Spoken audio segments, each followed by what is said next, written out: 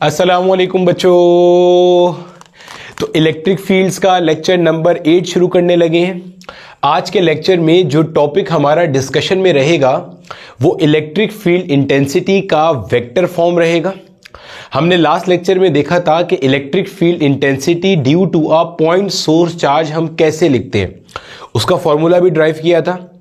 आज की क्लास में देखेंगे कि उसका वेक्टर फॉर्म कैसे रहता है, superposition principle electric field intensity में किस तरह से यूटिलाइज होता है, सिमिलरली नल पॉइंट का कॉन्सेप्ट यहां पे क्या रहता है, और साथ ही साथ इलेक्ट्रिक फील्ड इंटेंसिटी और आर यानी कि distance from the source charge के दरमियान में अगर आपको वो ग्राफ प्लॉट करने के लिए बोलेगा तो वो आप किस तरह से कर सकते हो। ये छोटी छोटी चीजें हैं जिनको लेकर के हमारा आज का लेक्चर रहेगा। साथ ही साथ इन टॉपिक से हमारे माजी में जिस तरह के सवालात पूछे गए हैं या बोर्ड लेवल पे या E CAT M D CAT level पे, तो वो भी सारे के सारे हम लोग यहां पे डिस्कस कर रहे होंगे।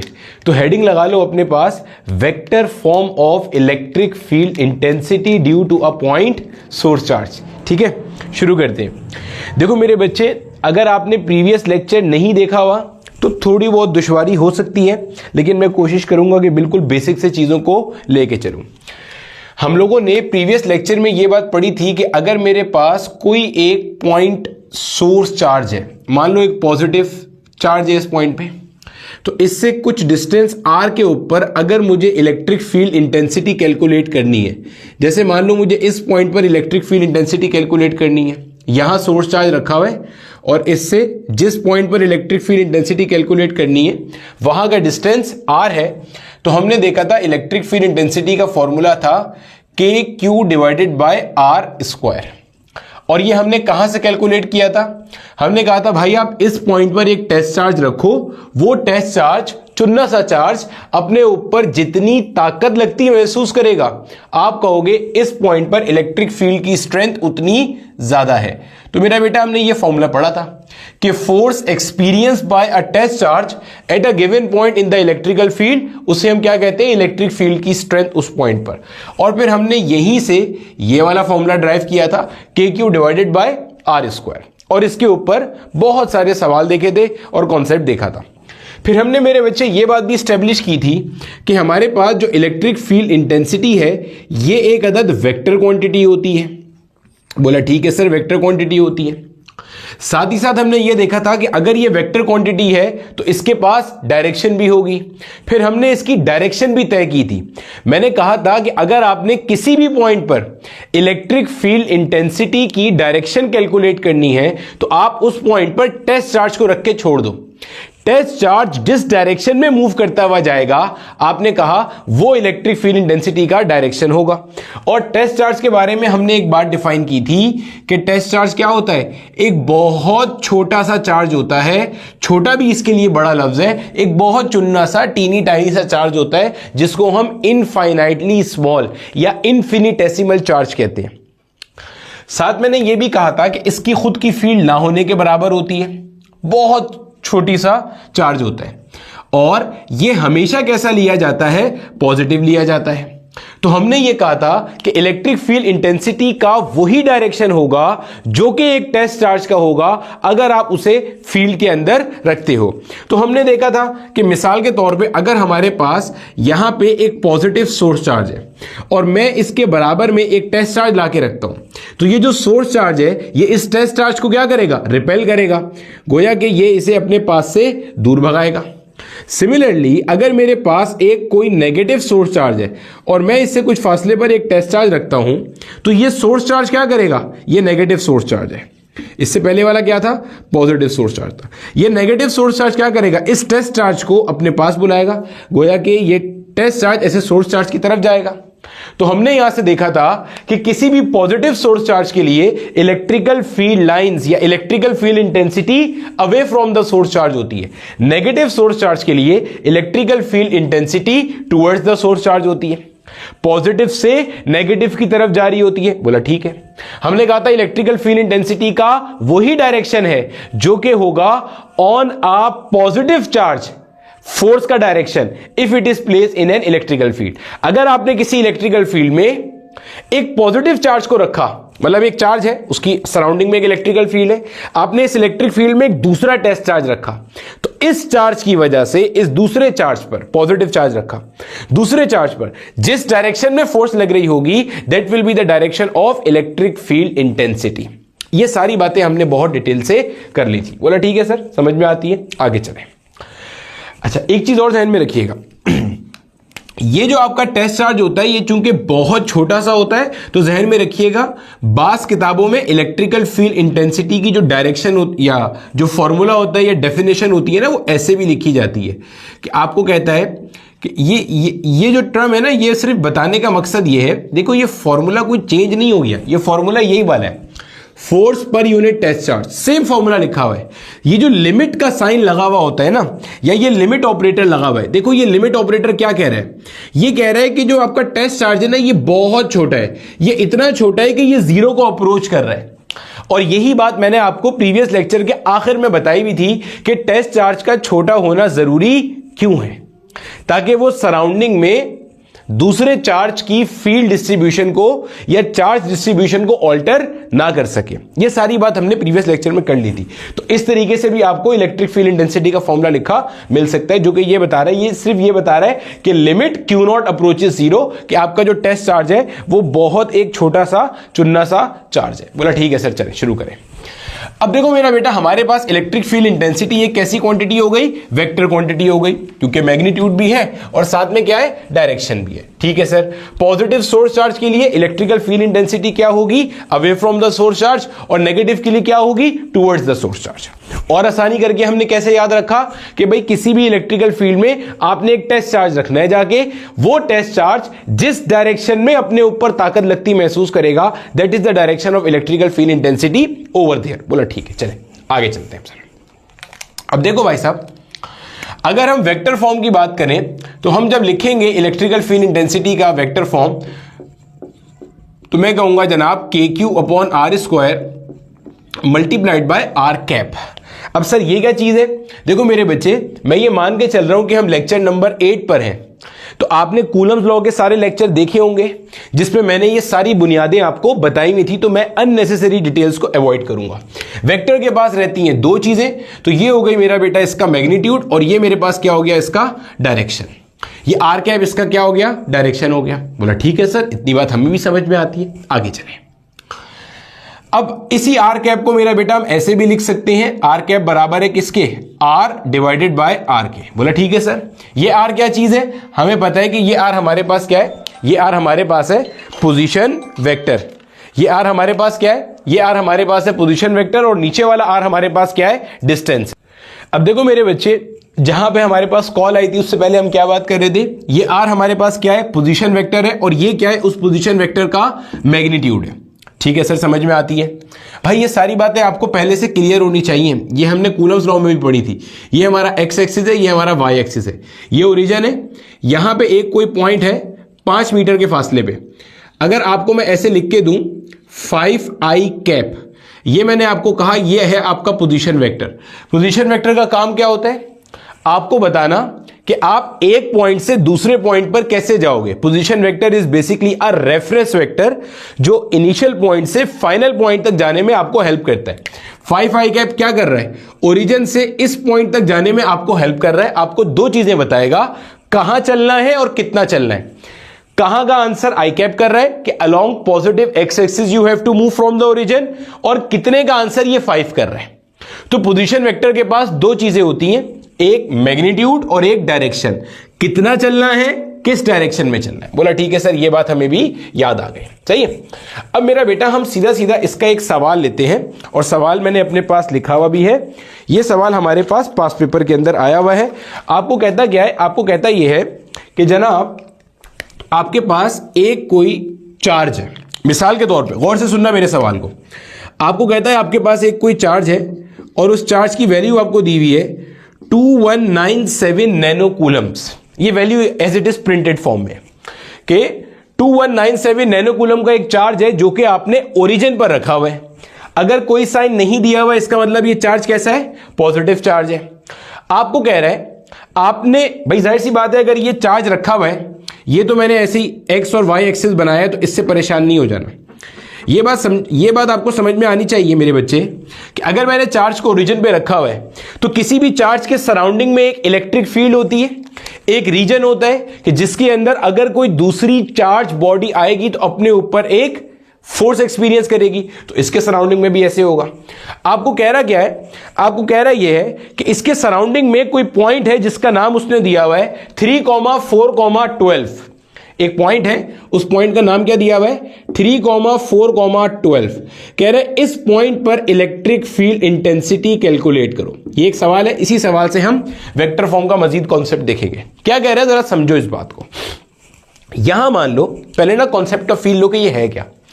मान लो आपके पास यहां पे एक कोई चार्ज रखा हुआ है, इसको आपने मान लिया ये ओरिजिन है। भाई इसके सराउंडिंग में ऐसे इलेक्ट्रिकल फील्ड होगी, ऐसे मतलब ऐसे समझ लो ये एक बड़ा सा फुटबॉल है। ऐसे एक बड़ा सा क्या है, ये फुटबॉल है। ऐसे फुटबॉल होता है ना, बड़ा सा फुटबॉल है। इसके सेंटर में एक चार्ज रखा हुआ है। अब इसके सराउंडिंग में हर तरफ क्या है आपके पास इलेक्ट्रिकल फील्ड है। बोला ठीक है। आप इससे कुछ फासले पर एक पॉइंट है, उस पॉइंट की वैल्यू दी हुई है 3, 4, 12। यानी कि इस ओरिजिन से इस पॉइंट तक जाने के लिए आपको एक्स पे चलना है 3, वाई पे चलना है 4, जेड पे चलना है 12। मान लो ये एक्स एक्सिस, ये वाई एक्सिस, ये जेड एक्सिस, ये ओरिजिन है। तो ये पॉइंट कहां होगा, 3 मीटर इधर गए, 4 मीटर वाई पे गए, फिर 12 मीटर बाहर की तरफ गए, तो यहां कहीं वो पॉइंट है। ये ओरिजिन है जहां पे चार्ज रखा हुआ है, और इधर वो पॉइंट है जहां पे आपको इलेक्ट्रिकल फील्ड इंटेंसिटी कैलकुलेट करने को कहता है आपका एग्जामिनर। बोला ठीक है सर। फिर सुनो, 3 मीटर यहां गए, फिर 4 मीटर ऐसे गए, फिर 12 मीटर ऐसे गए, तो इधर से इस पॉइंट पर इलेक्ट्रिक फील्ड कैलकुलेट करनी है। भाई ये पॉइंट इलेक्ट्रिक फील्ड के अंदर है, कह रहा है ऐसा वो कि ये पॉइंट इलेक्ट्रिक फील्ड पे है। आप इस पॉइंट पे इलेक्ट्रिक फील्ड इंटेंसिटी कैलकुलेट करके दोगे। देखो आपके पास इस पॉइंट का जो पोजीशन वेक्टर है वो तो आपको सवाल में गिवन है। इस पॉइंट को मैं ए का नाम दे देता हूं कि ये पॉइंट ए है। तो आपको सवाल में ए पॉइंट का जो पोजीशन वेक्टर है वो गिवन है। क्या गिवन है, 3i कैप प्लस का 4j कैप प्लस का 12k कैप। पोजीशन वेक्टर क्या होता है, एक ऐसा वेक्टर जो कि इनिशियल से फाइनल पॉइंट तक जाने का रास्ता बताएगा। ठीक हो गया सर। बोला ठीक है सर। और दूसरी बात, अब जरा एक बात और समझो। जब मेरे बच्चे आप इलेक्ट्रिकल फील्ड इंटेंसिटी का डायरेक्शन निकालोगे ना, तो उसके लिए आपने क्या करना है। देखो ये मैंने सबसे पहली चीज ये क्या करी है, ये क्या है, ये है एक पोजीशन वेक्टर जो इस पॉइंट से आपको इस पॉइंट पर लेके जा रहा है। बोला ठीक है सर, ये बात तो हमें भी समझ में आ रही है, कोई मसला नहीं है, यहां से यहां लेके जा रहा है। अब अगर मैं direction of electrical field intensity देखूं तो आपका जो इलेक्ट्रिकल फील्ड इंटेंसिटी का डायरेक्शन है वो इसके अलोंग हो, कोई लाजमी नहीं है। देखो अभी यहां पॉजिटिव चार्ज है, आहिस्ता आहिस्ता समझो। अभी पॉजिटिव सोर्स चार्ज है, अगर मैं यहां पे टेस्ट चार्ज रखता हूं तो ये पॉजिटिव सोर्स चार्ज क्या करेगा, इस टेस्ट चार्ज को अपने पास से दूर भगाएगा। इसका मतलब आप कहोगे इस पॉइंट पर जो इलेक्ट्रिकल फील्ड इंटेंसिटी है उसका भी डायरेक्शन ऐसे ही है, अवे फ्रॉम द चार्ज। ये बात समझ में आ रही होगी। इस पॉइंट पर अगर मैं टेस्ट चार्ज रखता हूं तो उसके ऊपर जो फोर्स लगेगी उसका भी डायरेक्शन ऐसे ही होगा। सर कैसे पता चली ये बात, भाई टेस्ट चार्ज हमेशा कैसा होता है, पॉजिटिव होता है, और ये खुद भी कैसा है, पॉजिटिव। तो अगर मैं यहां पे टेस्ट चार्ज रखता हूं तो उसके ऊपर जो फोर्स लग रही होगी वो भी ऐसे इस डायरेक्शन में लग रही होगी। बोला सर लग रही होगी। तो गोया कि इस केस के अंदर इलेक्ट्रिकल फील्ड इंटेंसिटी का वही डायरेक्शन है जो कि पोजीशन वेक्टर का है, लेकिन हमेशा ऐसा कोई लाजमी नहीं है। अभी अगले सवाल में अगर मैं इसको नेगेटिव कर दूंगा, सोचो अगर मैं इसे नेगेटिव कर दूंगा तो पोजीशन वेक्टर तो यही है, लेकिन इलेक्ट्रिकल फील्ड इंटेंसिटी का डायरेक्शन रिवर्स हो जाएगा। क्यों, अगर ये नेगेटिव होता, यहां टेस्ट चार्ज रखता तो ये नेगेटिव चार्ज टेस्ट चार्ज को अपने पास बुलाता, फोर्स ऐसे लगाता, गोया कि इलेक्ट्रिकल फील्ड इंटेंसिटी ऐसे होती। वरना आपने पढ़ा है नेगेटिव सोर्स चार्ज के लिए electrical field intensity towards the source charge होती है। ये सब बातें जहन में रखनी है। खैर अब बताएं सर इस सवाल को हम कैलकुलेट कैसे करेंगे। कैलकुलेट करने का तरीका क्या है, आपके पास इलेक्ट्रिकल फील्ड इंटेंसिटी निकालने के लिए आपको पता है वेक्टर के पास रहती है मेरे बेटे दो चीजें, क्या क्या, magnitude as well as direction. तो हम पहले मैग्नीट्यूड कैलकुलेट करेंगे और फिर इसको मैं कह देता हूं लेट्स से इक्वेशन 1। पहले मैं आपको मैग्नीट्यूड कैलकुलेट करा रहा हूं। ये वाला जो आपका पूरा पार्ट है, ये पूरा पार्ट आपके पास क्या है, मैग्नीट्यूड, और ये पार्ट आपके पास क्या है, डायरेक्शन है। तो अगर मैं आपको मैग्नीट्यूड कैलकुलेशन की तरफ लेके जाऊं, KQ divided by R square, तो देखो यहां पे आपके पास क्या आ गया, 9 × 10⁻⁹। बोला ठीक है। Q की वैल्यू क्या दी हुई है, 2197 नैनो कूलम, नैनो का मतलब 10 पावर माइनस का 9 अपॉन आर स्क्वायर। आर क्या है?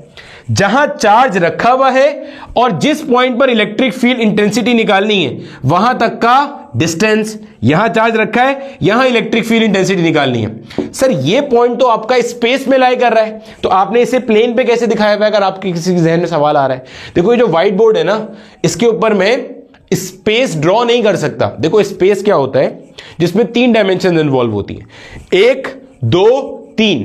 ये पॉइंट एक्चुअल में यहां नहीं है, यहां कहीं है, क्योंकि यहां देखो अगर मान लो यहां पे चार्ज है तो ये पॉइंट यहां कहीं है। क्यों? क्योंकि मुझे ऐसे भी चलना पड़ रहा है, ऐसे भी चलना पड़ रहा है, ऐसे भी आना पड़ रहा है। 3 4 12, तो यहां कहीं है पॉइंट। लेकिन अब मैं यहां ड्रॉ तो नहीं कर सकता ना, क्योंकि यहां तो व्हाइट बोर्ड नहीं है मेरे पास, तो मैंने यहां ड्रॉ किया। बोला ठीक है सर। अब ये मुझे कैसे चाहिए? ये मेरे पास पोजीशन वेक्टर आया हुआ है। अगर मैं इस पोजीशन वेक्टर का मैग्नीट्यूड ले लूं, गौर से सुनना, अगर मैं इस पोजीशन वेक्टर का मैग्नीट्यूड ले लूं, तो मैंने अभी यही बताया था, पोजीशन वेक्टर 2 चीजें बताता है, कितना चलना है, कहां चलना है, कहां का आंसर आई कैप कर रहा है और कितने का आंसर ये 5 कर रहा है। तो यहां पे ये जो मुझे कितने का आंसर मिलेगा, ये कैसे मिलेगा? इस पोजीशन वेक्टर का मैग्नीट्यूड निकाल के। और मैग्नीट्यूड कैसे निकालते हैं भाई? √x² plus y square plus z square. I के पीछे यहां x, जे के पीछे यहां y, के पीछे यहां z। तो आपने बोला सर 3 का स्क्वायर प्लस आपने बोला भाई 4 का स्क्वायर प्लस आपने बोला भाई यहां पे 12 का स्क्वायर। बोला ठीक है सर, सॉल्व कर लो। 3 का स्क्वायर 9, 4 का स्क्वायर 16 और 12 का स्क्वायर 144। बोला ठीक है सर। 144 प्लस 16 कितना है? 150, 160 और 9 ऐड कर लिया तो कितना हो गया ये? 169। 169 का रूट लिया तो आंसर क्या आता है आपके पास? 13 आता है। गोया कि यहां पे आपके पास आ गया 13 मल्टीप्लाई बाय 13। बोला सही है सर, इतनी बात तो हमें भी समझ में आती है। ये हम क्या कैलकुलेट कर रहे हैं? इस पॉइंट पर इलेक्ट्रिक फील्ड इंटेंसिटी का मैग्नीट्यूड कैलकुलेट कर रहे हैं। बोला चले सर आगे चले, एक स्टेप और आगे बताएं। कैलकुलेट करो। 13 के टेबल से अगर काटता हूं इसको, 13 के टेबल में 9 तो नहीं आता, तो इसी को कैंसिल करते हैं। 13 के टेबल में 13 1 होता है 13, 21 में से 13 गया तो 7 और 1 8, 8 यहां पे आ गया। बोला ठीक है। 13 5 होता है 65, तो 13 6 कितना होगा? 13 6 हो जाएगा 78 और 13 7 हो जाएगा फिर 91। तो 13 6 आपके पास क्या हो गया? 78। 89 में से 78 को माइनस किया तो क्या बचा? 1 बचा ना। 89 मतलब हाँ 11 बच गया, 11 इधर आ गया। ये लिखा हुआ है 117। 13 के टेबल में 117 आता है, बिल्कुल आता है। 13 9 क्या होता है? 117। बोला ठीक है। अब देखो 13 1 और 13 क्या होता है? 169। आपके पास आंसर आ रहा है यहां पे मेरे बच्चे 9 multiply by 10 power 9 multiply by 13 into 10 की पावर माइनस का 9। बोला ठीक है। यहां पे बेसिस सेम है, पावर जेड हो जाएंगी। 9 में से 9 गया, 10 पावर 0 बच गया। 10 पावर 0 कितना होता है? 1। और यहां पे आप 13 को 9 से मल्टीप्लाई कर दो। 13 10 से 130 होता है, तो 13 9 से कितना हो जाएगा? 117। और यूनिट क्या आ गई? Newton per coulomb. अभी आपको डायरेक्शन नहीं पता, अभी आपको डायरेक्शन नहीं पता, आपको डायरेक्शन अभी तक नहीं पता, तो उसकी आपने फिलहाल टेंशन नहीं लेनी। चलो अब आते हैं डायरेक्शन के ऊपर। चलिए सर जरा डायरेक्शन भी निकाल दें। जब आप डायरेक्शन पे जाते हो तो डायरेक्शन कैसे आएगा भाई? Position vector divided by magnitude of the position vector. Sir कौन सा पोजीशन वेक्टर? ये बात ना अपनी कॉपी में बोल्ड करके लिख लेना। अभी इसके बाद एक सवाल मैंने और कराना है, तब थोड़ी सी रियलाइजेशन होगी, लेकिन आहिस्ता आहिस्ता जब आपका इलेक्ट्रोस्टैटिक्स स्ट्रांग होता जाएगा तब इस पॉइंट की रियलाइजेशन आपको ज्यादा होगी। यहां पर कौन सा पोजीशन वेक्टर आएगा? यहां पर पोजीशन वेक्टर आएगा, सुनना गौर से, यहां पर पोजीशन वेक्टर आएगा कहां से? जहां पर चार्ज रखा हुआ है वहां से लेकर जिस पॉइंट पर इलेक्ट्रिक फील्ड इंटेंसिटी कैलकुलेट करनी है। बोला ठीक है। चले, जहां पर चार्ज रखा हुआ है और वहां से लेकर जिस पॉइंट पर इलेक्ट्रिक फील्ड इंटेंसिटी कैलकुलेट करनी है। देखो चार्ज कहां रखा हुआ है? ये रखा हुआ। यहां इलेक्ट्रिक फील्ड कैलकुलेट करनी है, तो इसका पोजीशन वेक्टर क्या है? 3, 4, 12, यानी कि 3i cap plus 4j cap plus का 12k कैप। बोला सही है सर, समझ में आती है। अपॉन में आ जाओ। r इसका मैग्नीट्यूड होगा और इसका मैग्नीट्यूड भी हमने थोड़ी देर पहले निकाला था, कितना आ रहा था भाई? 13 आ रहा था। यह आ गया, ये भी कैलकुलेट हो गया, ये भी कैलकुलेट हो गया। इक्वेशन नंबर 1 में डालो, आपको आपका आंसर मिल जाएगा। इक्वेशन नंबर 1 में ला करके पुट करो। देखो के क्यू अपॉन आर स्क्वायर की वैल्यू कितनी आई थी आपके पास 117 मल्टीप्लाई बाय आर कैप की वैल्यू कितनी आई है आपके पास, ये आई है भाई 3i कैप प्लस का 4j कैप प्लस का 12k कैप। अपॉन में क्या आ गया भाई 13 आ गया। बोला सही है सर, समझ में आती है, आगे चलें। अब सॉल्व करना है, इस 13 को 117 से सॉल्व कर लो। 13 1 और 13 9 तो आपके पास जो आंसर आ रहा है वो आ रहा है 9 multiply by 3i cap plus का 4j कैप प्लस का 12k कैप। इसको ब्रैकेट के अंदर भेजो, क्या बनेगा 9 3 27i cap plus 9 4 36j cap plus 9 12 आपके पास क्या होता है भाई 108k कैप। ये मेरा बेटा आपके पास आ गई electrical field intensity vector form में। किसमें आई है, वेक्टर फॉर्म में। ये आई है आपके पास electrical field intensity vector form में। कि मतलब इस पॉइंट पे जो इलेक्ट्रिकल फील्ड इंटेंसिटी है उसका मैग्नीट्यूड भी पता चल रहा है, डायरेक्शन भी पता चल रहा है। क्लियर है? इससे ना आप आखिर क्या कर रहे हो, जरा ना कॉन्सेप्ट का feel low. Electrical field intensity क्या होती है, फोर्स पर यूनिट टेस्ट चार्ज। यानी कि अगर आपने यहां पे टेस्ट चार्ज को रखा तो उसके ऊपर कितनी ताकत लग रही है, that is electrical field intensity. तो देखो ये वही चीज है, ये बता रहा है अगर आप यहां पे टेस्ट चार्ज को रखते हो तो उसके ऊपर जो ताकत लग रही है उसकी value 27 Newton per coulomb x की डायरेक्शन में है, 36 न्यूटन पर कूलम वाई की डायरेक्शन में है, 108 न्यूटन पर कूलम जेड की डायरेक्शन में है। न्यूटन पर कूलम इसलिए बोल रहे हैं क्योंकि electrical field intensity is always defined in newton per coulomb. Clear हो गया? मुझे पता है भी इसमें चीजें वेग हैं, काफी सारी चीजें आपको समझने में भी दुश्वारी है, कोई दिक्कत नहीं है। इसको कॉपी करो एज इट इज। और मैं एक सवाल और लिखता हूं, इसके बाद एक सवाल आपने करना है, ठीक है, वो आपने खुद करना है। अगर मिसाल के तौर पे आपके पास यही चार्ज नेगेटिव में होता, अब देखो क्या करते, सेम चार्ज अगर आपके पास नेगेटिव में होता तो आप देखो यहां पे समझो क्या होता मेरा बेटा, आपका जो पोजीशन वेक्टर है वो अगेन यही वाला होता, यही होता। पोजीशन वेक्टर का काम क्या होता है, एक पॉइंट से दूसरे पॉइंट पे जाना। बोला ठीक है, अगर मैं इसको अपना इनिशियल मान लूं, इसको फाइनल मान लूं, तो ये पोजीशन वेक्टर क्या कर रहा है, ये बता रहा है इस इनिशियल से इस फाइनल तक जाने के लिए आपको क्या करना पड़ेगा।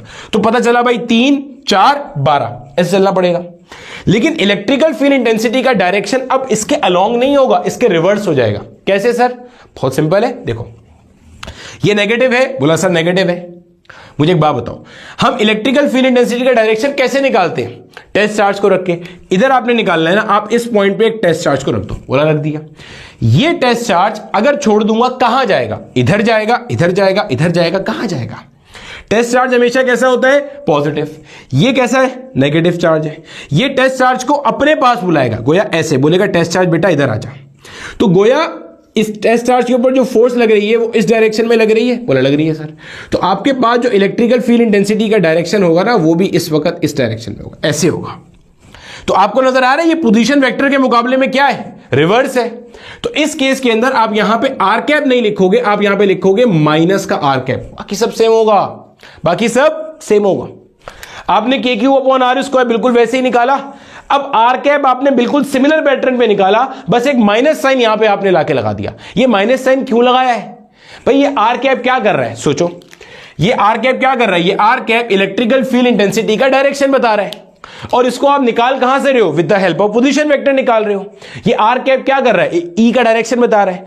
क्या आपका जो ई का डायरेक्शन है वो along the direction of unit vector of position vector है? नहीं, पोजीशन वेक्टर ऐसे जा रहा है, इलेक्ट्रिकल फील्ड इंटेंसिटी ऐसे है, तो इसका मतलब रिवर्स है।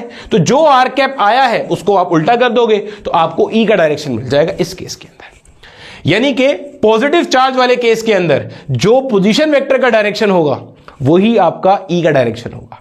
नेगेटिव वाले केस में जो पोजीशन वेक्टर का डायरेक्शन होगा from the charge to the point where electrical field is being calculated, उसका रिवर्स डायरेक्शन में आपकी इलेक्ट्रिकल फील्ड होगी। ये उसी बात को कहने का एक ज्यादा कह लो कि कॉम्प्लिकेटेड तरीका है कि पॉजिटिव सोर्स चार्ज के लिए electrical field intensity is away and negative के लिए electrical field intensity is towards. बोला ठीक है, सिंपल सी बात हो गई, सही है। बस यहां पे माइनस आर कैप आएगा, सब कुछ सेम करते हुए जाओगे, R cap as it is निकालोगे, जब यहां पे आओगे ना एक माइनस साइन लगा देना, जब इस माइनस साइन से आप मल्टीप्लाई करोगे ना तो आपको पता चलेगा इस वाले केस के अंदर जो इस पॉइंट पर इलेक्ट्रिक फील्ड इंटेंसिटी आ रही है ना भाई साहब, वो इसका रिवर्स आ रही होगी, -27 आई कैप माइनस का 36 जे कैप माइनस का 108 के कैप, ऐसे करके रिवर्स आ रही होगी। बस सिंपल हो गया। चलो छापो, एक सवाल आपको और बताते हैं जो कि इसकी जनरलाइजेशन है। अब देखो मेरे बच्चे, कॉन्सेप्ट को एक स्टेप आगे लेके जाते हैं। मान लो हमारे पास ये अगेन हमारा एक कोऑर्डिनेट सिस्टम है। बोला ठीक है सर, ये कोऑर्डिनेट सिस्टम है। इसके बाद मैं आपको 2 क्वेश्चन होमवर्क में भी दूंगा पंजाब बोर्ड की किताब से। ये एक्स एक्सिस है और ये क्या है आपके पास, वाई एक्सिस है, और ऐसे बाहर की तरफ कोई क्या होगा, जेड एक्सिस होगा। अब की बार आपका जो कह लो कि एग्जामिनर का ये पूछने का एक तरीका और है। अब की बार आपका जो चार्ज है ना वो ओरिजिन पे नहीं रखा हुआ, यहां कहीं रखा हुआ है। मान लो इधर कोई एक पॉइंट है, इस पॉइंट का नाम हमने रख दिया मिसाल के तौर पे ए, इधर रखा हुआ है, और इधर कोई एक पॉइंट है, इस पॉइंट का नाम आपने रख दिया भाई साहब बी। इस पॉइंट पे आपने इलेक्ट्रिक फील्ड इंटेंसिटी कैलकुलेट करनी है। सवाल समझो जरा, यहां पे आपने चार्ज रखा हुआ है, बोला ठीक है सर, और इस पॉइंट पे आपने इलेक्ट्रिकल फील्ड इंटेंसिटी को इवेल्युएट करना है। पहले क्या कर रहे थे, देखो इलेक्ट्रिकल फील्ड इंटेंसिटी का डायरेक्शन क्या होगा, सोच के देखो। अगर ये पॉजिटिव चार्ज है तो इलेक्ट्रिकल फील्ड इंटेंसिटी का डायरेक्शन यहां से यहां होगा, इस डायरेक्शन में होगा, ए से बी की तरफ। अगर ये नेगेटिव है तो ऐसे होगा। बोला सर क्यों, भाई देख, अगर तुमने इस पॉइंट पे इलेक्ट्रिकल फील्ड इंटेंसिटी निकालनी है तो क्या तरीका है, टेस्ट चार्ज रखो। भाई टेस्ट चार्ज रखेगा, ये अगर पॉजिटिव सोर्स चार्ज है तो जो टेस्ट चार्ज है वो जो इन दोनों को लाइन ज्वाइन कर रही है उसी के अलोंग ऐसे मूव करता हुआ जाएगा। अगर ये नेगेटिव सोर्स चार्ज है तो तुम यहां टेस्ट चार्ज रखोगे तो जो लाइन इन दोनों को ज्वाइन कर रही है इसी के अलोंग वो ऐसे जाएगा। ठीक है सर, तो इसका मतलब ये हो गया, अब की बार जो मैं पोजीशन वेक्टर डिफाइन करूंगा ना, मैं कहूंगा ये है मेरा पोजीशन वेक्टर, ये है मेरा पोजीशन वेक्टर। इसको मैंने कह दिया this is position vector R A B. कहां से कहां जा रहे हैं, ए से बी। इसमें भी देखो मैंने इनिशियल पर वही पॉइंट लिया है जहां पर चार्ज रखा है, और फाइनल पर वही पॉइंट लिया है जहां पे EFI निकालना है, इलेक्ट्रिक फील्ड निकालनी है। इसमें बहुत सारे टीचर्स एक तरह से और भी पढ़ाते हैं, वो भी सही है। वो ये कहते हैं पॉजिटिव चार्ज के लिए वो बेसिकली आर को फिक्स नहीं करते, वो कहते हैं पॉजिटिव चार्ज के लिए आप यहां इनिशियल लो यहां फाइनल लो, नेगेटिव चार्ज के लिए यहां इनिशियल यहां फाइनल लो। वो बेसिकली आर की मदद से डायरेक्टली आपको डायरेक्शन निकालना बता रहे होते हैं। मैं कह रहा हूं इस पखराट में पढ़ने की जरूरत नहीं है, सिंपल रखो हमेशा के लिए कि पोजीशन वेक्टर में आपका इनिशियल पॉइंट हमेशा वो रहना चाहिए जहां पे चार्ज रखा हुआ है, फाइनल पॉइंट हमेशा वो रहना चाहिए जहां पे आपने EFI निकालनी है। ठीक हो गया। तो आपको सर डायरेक्शन में फिर तो पॉजिटिव चार्ज के लिए और नेगेटिव चार्ज के लिए तो उलट होती है, फिर क्या करेंगे, जैसे अभी बताया पॉजिटिव चार्ज के केस में डायरेक्शन उसी पोजीशन वेक्टर के अलोंग आती है, नेगेटिव वाले केस के अंदर डायरेक्शन पोजीशन वेक्टर के ऑपोजिट आती है। बोला ठीक है, इतनी बात समझ में आती है। अब देखो इधर तो मैं हमेशा ऐसे ही लूंगा, ठीक है। अब ये मेरे पास एक पोजीशन वेक्टर है आर ए, बोला ठीक है सर, ये एक पोजीशन वेक्टर है। ये मेरे पास एक पोजीशन वेक्टर है, इसको मैंने कह दिया आर बी। अब देखो सवाल वाला आपको ये देगा और ये देगा, ये नहीं देगा। सर ये कैसे निकालेंगे, बहुत सिंपल है, यही चीज हमने कूलम्स लॉ में भी पढ़ी थी, मैं फिर बता रहा हूं। आर ए बी कभी भी आपने निकालना हो क्या तरीका होता है भाई, final minus initial, final minus initial. देखो मैं इनिशियल पे हमेशा कौन सा पॉइंट लेता हूं, वो पॉइंट जहां चार्ज रखा है, वो पॉइंट जहां चार्ज रखा है, मैं हमेशा इनिशियल वो पॉइंट लेता हूं। फाइनल में कौन सा लेता हूं, जहां E निकालनी है, जहां E निकालनी है। बोला ठीक है सर, अब तो मसला ही खत्म हो गया। तो आप क्या बोलोगे, फाइनल कौन सा है, ये, इनिशियल कौन सा है, ये। तो आप बोलोगे भाई ये हो जाएगा आर बी माइनस का R A, R B minus का आर। बोला सही है। अब इस केस में अगर इलेक्ट्रिक फील्ड इंटेंसिटी निकालनी है तो क्या बनेगा भाई, E is equal to K Q divided by R square multiply by, और ये हो जाएगा मेरा यूनिट वेक्टर। बोला सही है सर। अगर ये पॉजिटिव सोर्स चार्ज है तो इसके लिए इलेक्ट्रिकल फील्ड इंटेंसिटी ऐसे ही होगी, नेगेटिव है तो उसके लिए ऐसे होगी। बोला ठीक है, और यहां पे ये भी लगा दिया, ये एरो है जो कि शो कर रहा है इलेक्ट्रिकल फील्ड इंटेंसिटी एक अदद वेक्टर क्वांटिटी है। बोला सही है सर। अच्छा आर को मैं कैसे लिख सकता हूं, आर को मैं लिख सकता हूं पोजीशन वेक्टर डिवाइडेड बाय इस पोजीशन वेक्टर का मैग्नीट्यूड। और से देखना जरा यहां पे, ऐसे लिख सकते हैं। बोला सर लिख सकते हैं, बिल्कुल। ये क्या लिखे, ये क्या किया है मैंने ये पोजीशन वेक्टर निकाला है, ये वाला वेक्टर निकाला है, ये वाला। और ये क्या चीज है, ये इसी वेक्टर का मॉड है, यानी कि इसी वेक्टर का डिस्टेंस है, यानी कि ये डिस्टेंस है यहां से यहां तक का। और ये जो r है ये भी यही वाला डिस्टेंस होगा भाई। E is equal to KQ upon R square में r क्या होता है, जिस पॉइंट पर चार्ज रखा हुआ है वहां से लेके जिस पॉइंट पर इलेक्ट्रिकल फील्ड इंटेंसिटी निकालनी है उन दोनों के दरमियान का डिस्टेंस होता है। तो ये भी मतलब ये जो r है ये भी ये चीज होगी। तो देखो इसको भी मैं ऐसे लिख सकता हूं, मैं ऐसे लिख सकता हूं E बराबर होगा मेरे पास KQ डिवाइडेड बाय, इसको भी ऐसे लिख सकते हैं RB माइनस RA का ये हो जाएगा मेरे पास मॉड, ऊपर स्क्वायर आ गया, ये R की जगह पे लिखा है, मल्टीप्लाइड बाय ये मेरे पास हो गया पोजीशन वेक्टर मेरा, ये सिंपल ब्रैकेट है, आप भी लिखो तो कोई टेंशन नहीं है, ठीक है। ये वैसे ही लिखा था ताकि अच्छा खूबसूरत थोड़ा लग रहा था। अपॉन में ये इसके पास क्या आ गया, ये मैग्नीट्यूड आ गया। ये अगर आप नोट करोगे ना तो मेरे बच्चे ये वही चीज लिखी हुई है, ये आपका वही यूनिट वेक्टर का कॉन्सेप्ट है। यूनिट वेक्टर क्या होता है, वेक्टर डिवाइडेड बाय वेक्टर का मैग्नीट्यूड। पीछे वाले सवाल में भी आपको मजेदार बताऊं तो आपने यही काम किया था, जो इससे पीछे वाला सवाल था उसमें भी हमने यही काम किया था।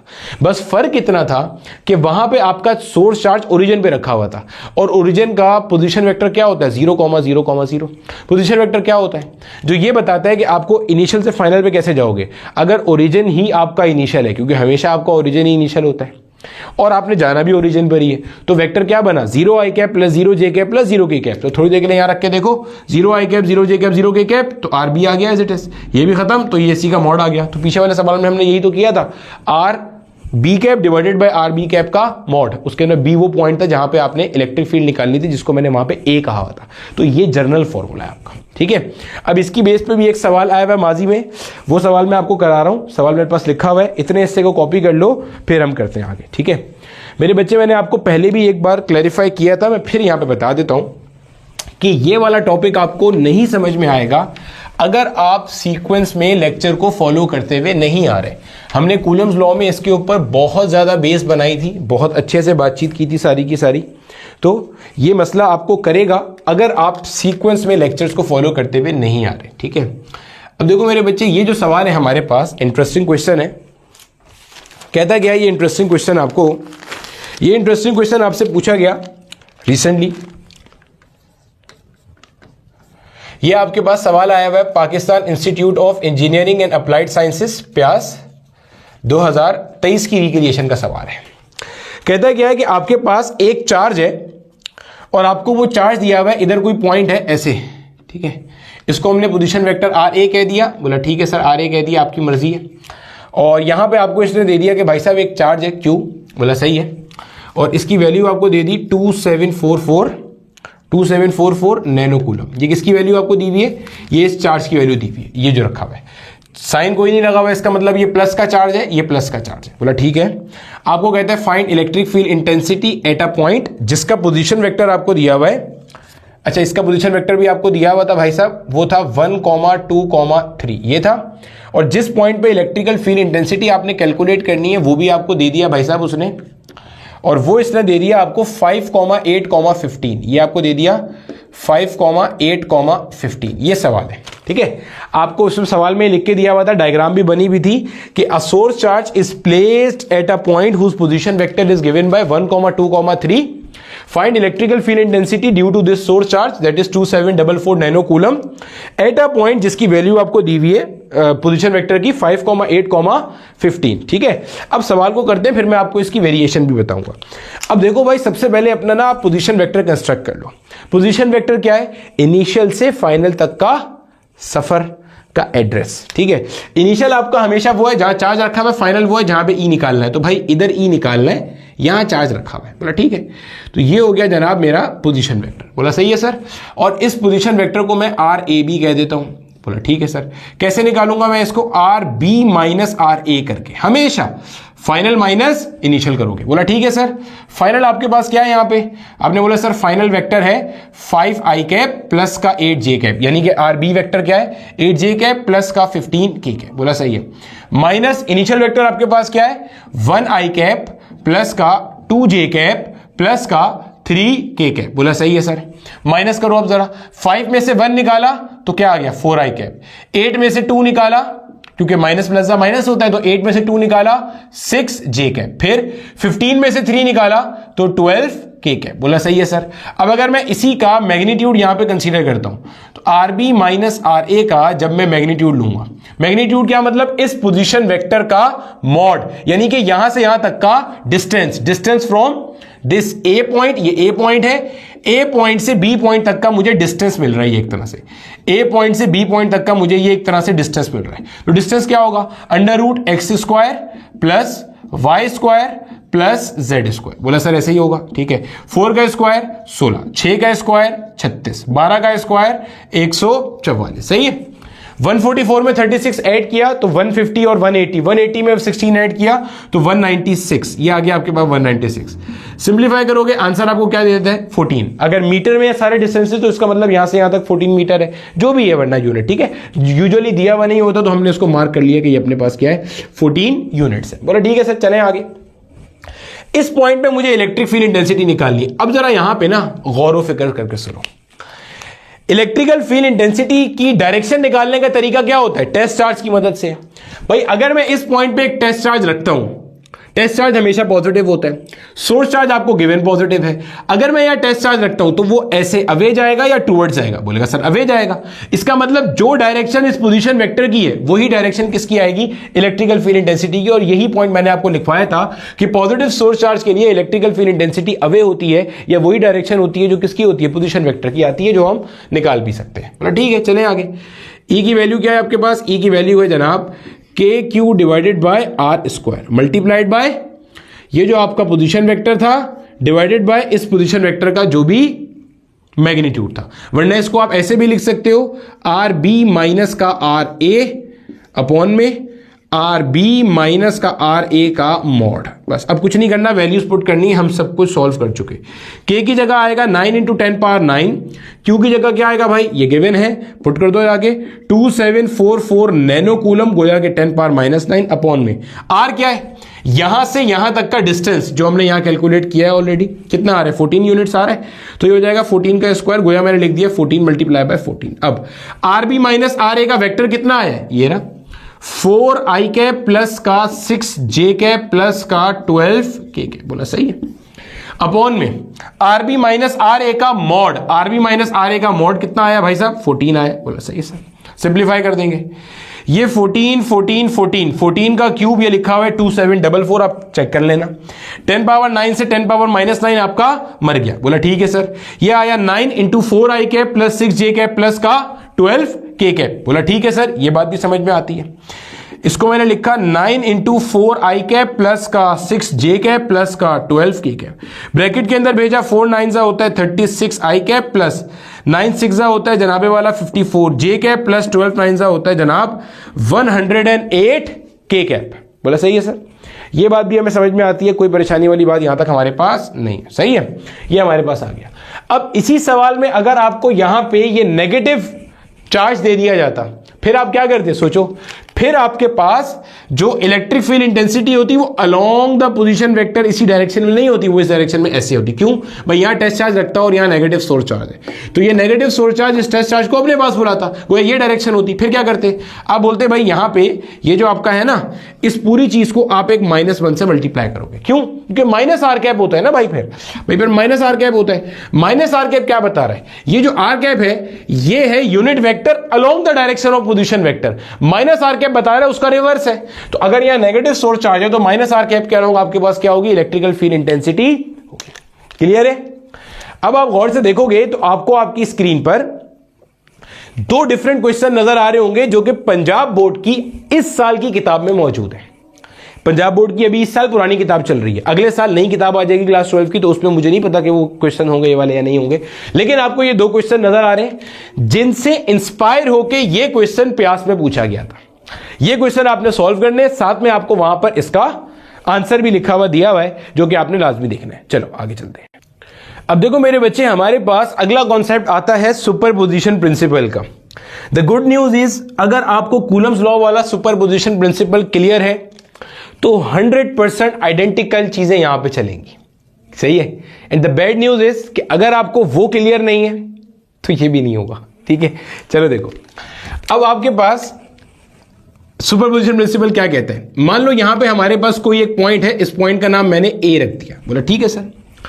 यहां पे एक कोई चार्ज है, बोला ठीक है सर Q1, ये रखा हुआ यहां चार्ज, और यहां से यहां तक का पोजीशन वेक्टर है, इसको मैंने R1 का नाम दे दिया। यहां कोई चार्ज है भाई साहब Q2 ऐसे रखा हुआ है, और इधर से इधर तक का जो पोजीशन वेक्टर है इसको मैंने R2 का नाम दे दिया। यहां पे कोई चार्ज रखा हुआ है Q3, और इधर से इधर तक का जो पोजीशन वेक्टर है उसको मैंने R3 का नाम दे दिया। यहां पे कोई चार्ज रखा हुआ है Q4, और इधर से इधर तक के पोजीशन वेक्टर को मैंने R4 का नाम दे दिया। ऐसे यहां पे कोई और चार्ज रखा हुआ है, इसको मैंने कहा NH चार्ज, कोई NH चार्ज है, इसकी वजह से मतलब इसके पोजीशन वेक्टर को मैंने यहां पे नाम दे दिया Rn का। ये तो अब हम पढ़ चुके हैं ना, पोजीशन वेक्टर हम कैसे ड्रॉ करते हैं, जहां पर चार्ज रखा हुआ है वहां पर टेल होती है, और जिस पॉइंट पर इलेक्ट्रिक फील्ड इंटेंसिटी निकालनी होती है वहां पर हेड होता है। बोला ठीक है सर। अब ये जो पूरा का पूरा मेरे पास कहानी है ना, ये जो पूरी चीज है, इसको मेरा बेटा हम कहते हैं सिस्टम ऑफ चार्जेस। क्या नाम देते हैं? System of charges. अब हम क्या करने लगे, अब हम इस पॉइंट पर इलेक्ट्रिक फील्ड इंटेंसिटी निकालने लगे हैं due to system of charges. क्या मतलब सर? भाई पहले आप ये कहते थे, अभी तक हम क्या कर रहे थे, अभी हम कह रहे थे भाई मान लो यहां एक चार्ज रखा हुआ है Q, इससे कुछ फासले के ऊपर एक पॉइंट है, यहां पे बताओ इलेक्ट्रिकल फील्ड इंटेंसिटी क्या होगी, यही तो कर रहे थे। अब हमने बोला कि भाई साहब एक चार्ज नहीं है, एक चार्ज का मजाक बहुत हो गया, अब यहां पे n नंबर ऑफ चार्जेस है, यानी कि देयर आर डिफरेंट चार्जेस, लेकिन डिस्क्रीट चार्जेस है। डिस्क्रीट बोले तो अलग अलग अलग, आप गिन सकते हो 1 2 3 4 5 6 7 8 9 10 11 12, there are n number of different discrete charges. ठीक है, इसकी वजह से इस पॉइंट पर इलेक्ट्रिकल फील्ड इंटेंसिटी निकालनी है। क्या मतलब? भाई देखो ये एक पॉइंट है, इससे कुछ फासले पर है, बोला सर है। इस पॉइंट पर Q1 की वजह से इलेक्ट्रिकल फील्ड इंटेंसिटी होगी कुछ, बोला सर होगी E1 मान लो। भाई KQ1/R1 स्क्वायर से होगी ना, होगी, बिल्कुल होगी। सिमिलरली इसकी वजह से भी होगी, उसको E2 मान लो, KQ2/R2 स्क्वायर, इसकी वजह से भी होगी, सबकी वजह से होगी। तो अगर आपको यहां पे नेट इलेक्ट्रिकल फील्ड इंटेंसिटी निकालनी है तो आप बोलोगे सर इस पॉइंट पर जो नेट इलेक्ट्रिकल फील्ड इंटेंसिटी है वो वेक्टर सम होगी, वो वेक्टर सम होगी of all the electrical field intensities due to individual charges, यानी कि जितने भी चार्जेस हैं इन सब की वजह से जो इलेक्ट्रिकल फील्ड इंटेंसिटी है उनका वेक्टर सम होगी। क्या मतलब सर? देखो electrical field intensity vector quantity है, बोला सर है। मैग्नीट्यूड भी है, डायरेक्शन भी है, बोला सर है। इसका मतलब इस पॉइंट पर इसकी वजह से जो इलेक्ट्रिकल फील्ड इंटेंसिटी है उसको हमने कह दिया क्या है, वो हमने कहा E1 है। इसकी वजह से जो है उसको हमने कहा वो क्या है भाई, E2 है। दूसरे की वजह से E3। तो आप इन सबको जोड़ोगे, और जोड़ोगे कैसे? आप इनका वेक्टर सम करोगे, आप इनका वेक्टर सम करोगे। क्या करोगे? वेक्टर सम करोगे, स्केलर सम नहीं करोगे। स्केलर सम और वेक्टर सम में क्या फर्क होता है? वेक्टर्स के अंदर डायरेक्शन इन्वॉल्व होती है, थीटा इन्वॉल्व होता है। स्केलर में डायरेक्शन इन्वॉल्व नहीं होती, थीटा इन्वॉल्व नहीं होता। क्या मतलब सर? एक नंबर है 3, एक नंबर है 4, इनको जोड़ने पे आंसर आता है 7, दैट इज स्केलर सम।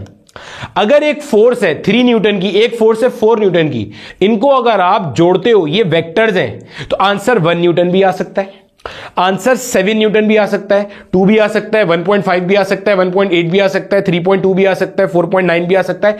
1 से लेके 7 तक 3 और 4 को जोड़ने पर आंसर आ सकता है। That is the beauty of vector addition. मैं फिर आपको एक डिस्क्लेमर यहां दे देता हूं, अगर आपका कूलम्स लॉ का ये सारा कॉन्सेप्ट क्लियर नहीं है वेक्टर एडिशन वाला चीजों को लेकर, तो बराए मेहरबानी आगे ना देखो। वॉच टाइम बढ़ाने का कोई फायदा नहीं है, आपको समझने में दुश्वारी रहेगी। जिसके अंदर हमने वेक्टर एडिशन पढ़ा था, rectangular component method of vector addition भी डिस्कस किया था, कोसाइन साइन रूल भी डिस्कस किया था। बोला ठीक है सर। तो जनाब इनको आप वेक्टर सम करते हो, बिल्कुल सिमिलर पैटर्न पे आपने वहां पे पढ़ा था कि अगर एक यहां पे कोई चार्ज रखा है और यहां पे डिफरेंट चार्जेस है, तो इन सारे चार्जेस की वजह से इस एक बेचारे रखे हुए चार्ज के ऊपर जो नेट फोर्स है वो vector sum of all the forces on this individual charge हुआ करती थी। यहां भी तो वही चल रहा है कॉन्सेप्ट। सोचो इलेक्ट्रिकल फील्ड इंटेंसिटी क्या है? इलेक्ट्रिकल फील्ड इंटेंसिटी क्या है? फोर्स एक्सपीरियंस बाय अ चुन्ना सा test charge at a given point in the electrical field.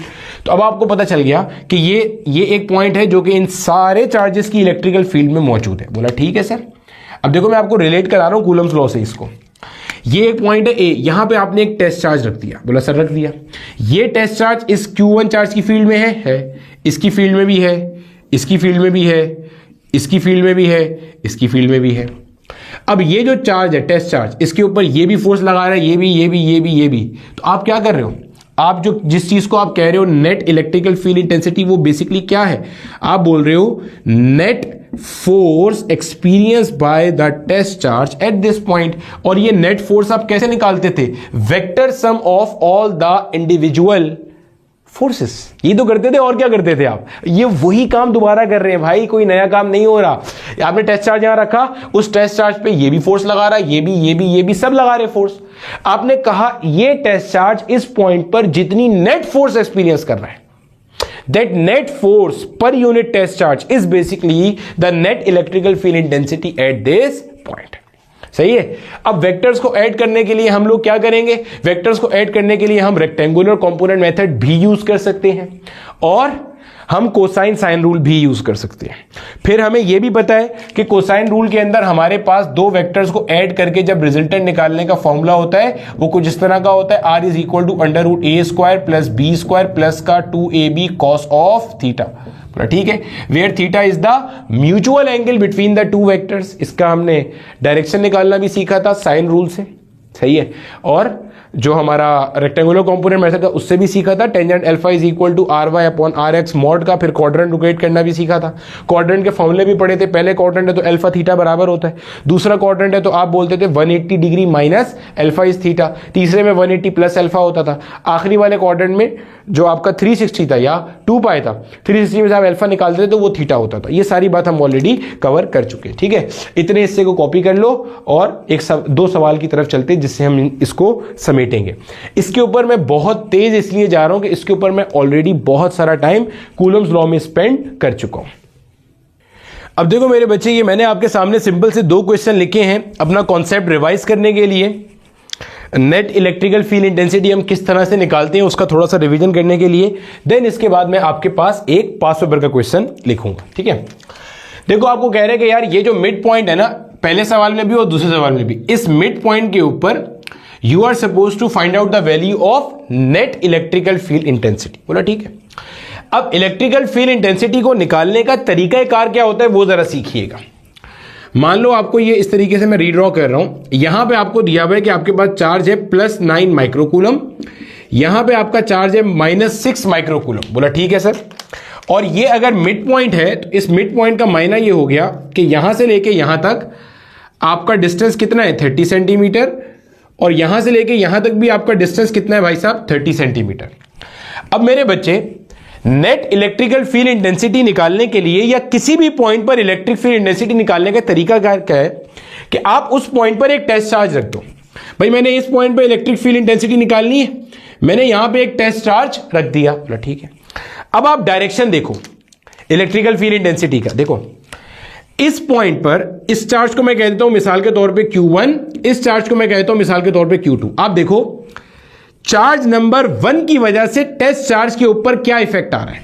Charge 1 कैसा है, पॉजिटिव, और टेस्ट चार्ज तो हमेशा ही कैसा होता है, पॉजिटिव होता है। तो देखो चार्ज 1 क्या चाहेगा कि टेस्ट चार्ज 1 की तरफ आए या चार्ज 1 से दूर जाए। देखो चार्ज 1 पॉजिटिव है, टेस्ट चार्ज हमेशा ही पॉजिटिव होता है, तो गोया चार्ज 1 इस टेस्ट चार्ज को रिपेल करेगा, अपने से दूर भेजेगा। तो ये डायरेक्शन हो गई E1 की, यानी कि इस पॉइंट पे E1 मतलब electrical field intensity due to charge 1 की डायरेक्शन ऐसे हो गई। अब यही काम यहां देखो ये जो नेगेटिव चार्ज है ये इस टेस्ट चार्ज को क्या करेगा, अपने पास बुलाएगा। ये नेगेटिव चार्ज है और टेस्ट चार्ज हमेशा पॉजिटिव होता है, तो ये नेगेटिव चार्ज इस टेस्ट चार्ज को अपने पास बुलाएगा। गोया कि ये डायरेक्शन हो गई किसकी मेरे बच्चे, ये डायरेक्शन हो गई E2 की। फिर सुनो, पहला स्टेप क्या है नेट इलेक्ट्रिकल फील्ड इंटेंसिटी निकालने का, कि आपने जिस पॉइंट पर नेट इलेक्ट्रिकल फील्ड इंटेंसिटी निकालनी है उस पॉइंट पर आप क्या करेंगे, उस पॉइंट पर आप एक टेस्ट चार्ज रख देंगे। अब देखो ये चार्ज 1 क्या कर रहा है और चार्ज 2 क्या कर रहा है, इसकी मदद से आपने E1 E2 का डायरेक्शन निकाल लिया, खत्म, सवाल हो चुका। अब देखो अगर आपको E1 कैलकुलेट करना है, E1 की वैल्यू क्या है, KQ divided by R square. K कितना है 9 × 10 पावर 9।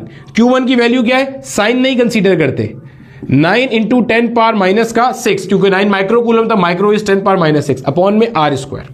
ये R क्या है, जिस चार्ज की इलेक्ट्रिक फील्ड इंटेंसिटी निकाल रहे हैं वहां से लेके उस पॉइंट तक का डिस्टेंस जहां पर इलेक्ट्रिक फील्ड इंटेंसिटी निकाल रहे हैं, तो मैं इस चार्ज की निकाल रहा हूं और यहां तक के लिए निकाल रहा हूं, इस पॉइंट पे निकाल रहा हूं, तो 30 सेंटीमीटर। गोया कि हो गया 30 इंटू 10 पावर -2। भाई 30 डिवाइड बाई 100 करेंगे मीटर में कन्वर्ट करने के लिए, 100 ऊपर आएगा तो 10 पावर -2 हो गया और ऊपर आ गया ये स्क्वायर। बोला ठीक है। सॉल्व आपने किया तो ये हो गया 9 इंटू 9, 9 में से 6 गया, 10 पावर 9 और 10 पावर -6, तो क्या हो गया 10 की पावर 3। बोला सही, अपॉन में ये हो गया 3 इंटू 10 पावर -1, स्क्वायर किया आपने तो हो गया 9 इंटू 10 की पावर -2। भाई देखो 30 इंटू 10 पावर -2 हो गया आपके पास, 3 इंटू 10 पावर -1 स्क्वायरिंग करी तो 9 इंटू 10 पावर -2 हो गया। ये 9 से 9 मर गया, इसको आप नीचे से ऊपर ले जाते हो तो क्या बनता है ये बनता है जनाब 9 इंटू 10 की पावर 5। भाई ये -2 ऊपर जाएगा तो +2 हो जाएगा, तो 10 पावर 3 + 2 कितना हो गया 9 into 10 power 5 Newton per coulomb. अब आपसे अगर पूछा जाए कि भाई मुझे बता रिजल्टेंट इलेक्ट्रिक फील्ड की डायरेक्शन क्या है, तो बहुत सिंपल है, देखो E1 इधर है, E2 भी इधर है, तो रिजल्टेंट इलेक्ट्रिक फील्ड भी आपके पास इसी डायरेक्शन में होगी। आप बोलोगे नेट इलेक्ट्रिक फील्ड जो आपने कैलकुलेट करी है दैट इज 9 इंटू 10 की power 5 Newton per coulomb towards -6 micro coulomb charge या अलोंग पॉजिटिव एक्स एक्सिस। इसको अगर आप in terms of I cap, J cap, के कैप लिखना चाहो तो आप भी लिख सकते हो भाई। आप बोलोगे ई नेट की, अच्छा सॉरी देखो अभी मैंने सिर्फ E1 निकाला है, अभी तक मैंने E नेट कैलकुलेट नहीं किया, आई एम वेरी सॉरी। ये तो अभी हमारा सिर्फ क्या आया है E1 आया है, E2 अब तक हमारे पास नहीं आया। अब E2 भी पहले कैलकुलेट करते हैं भाई। देखो E2 कैसे आएगा भाई, KQ2 डिवाइडेड बाय R2 का स्क्वायर। बोला ठीक है सर, K कितना है 9 इंटू 10 पावर 9 और Q2 ये रहा। साइन आप नहीं प्लेस करते, साइन से आपको सिर्फ ये पता चलता है कि electrical field intensity away from the source charge है या टुवर्ड्स द सोर्स चार्ज है, वो हमने वैसे ही बना लिया। देखो ये पॉजिटिव था तो इसके लिए अवे आ रही है, ये नेगेटिव था तो इसके लिए इलेक्ट्रिकल फील्ड टुवर्ड्स आ रही है। ठीक है, ठीक है, 9 इंटू 10 पावर 9 आ गया, बोला सही है। और Q2 कितना है 6 micro coulomb, 6 into 10 power -6 upon में यहां से लेके यहां तक का डिस्टेंस कितना लिया हुआ है 30 सेंटीमीटर, तो वही 30 इंटू 10 पावर -2 हो जाएगा, वो या 3 इंटू 10 पावर -1 का ऊपर आ गया स्क्वायर। बस सही है। आपने लिखा यहां पे 9 into 6 into 10 power 9 into 10 power -6 upon में 3 का स्क्वायर 9, 10 पावर -1 का स्क्वायर 10 पावर -2। बड़ा सही है।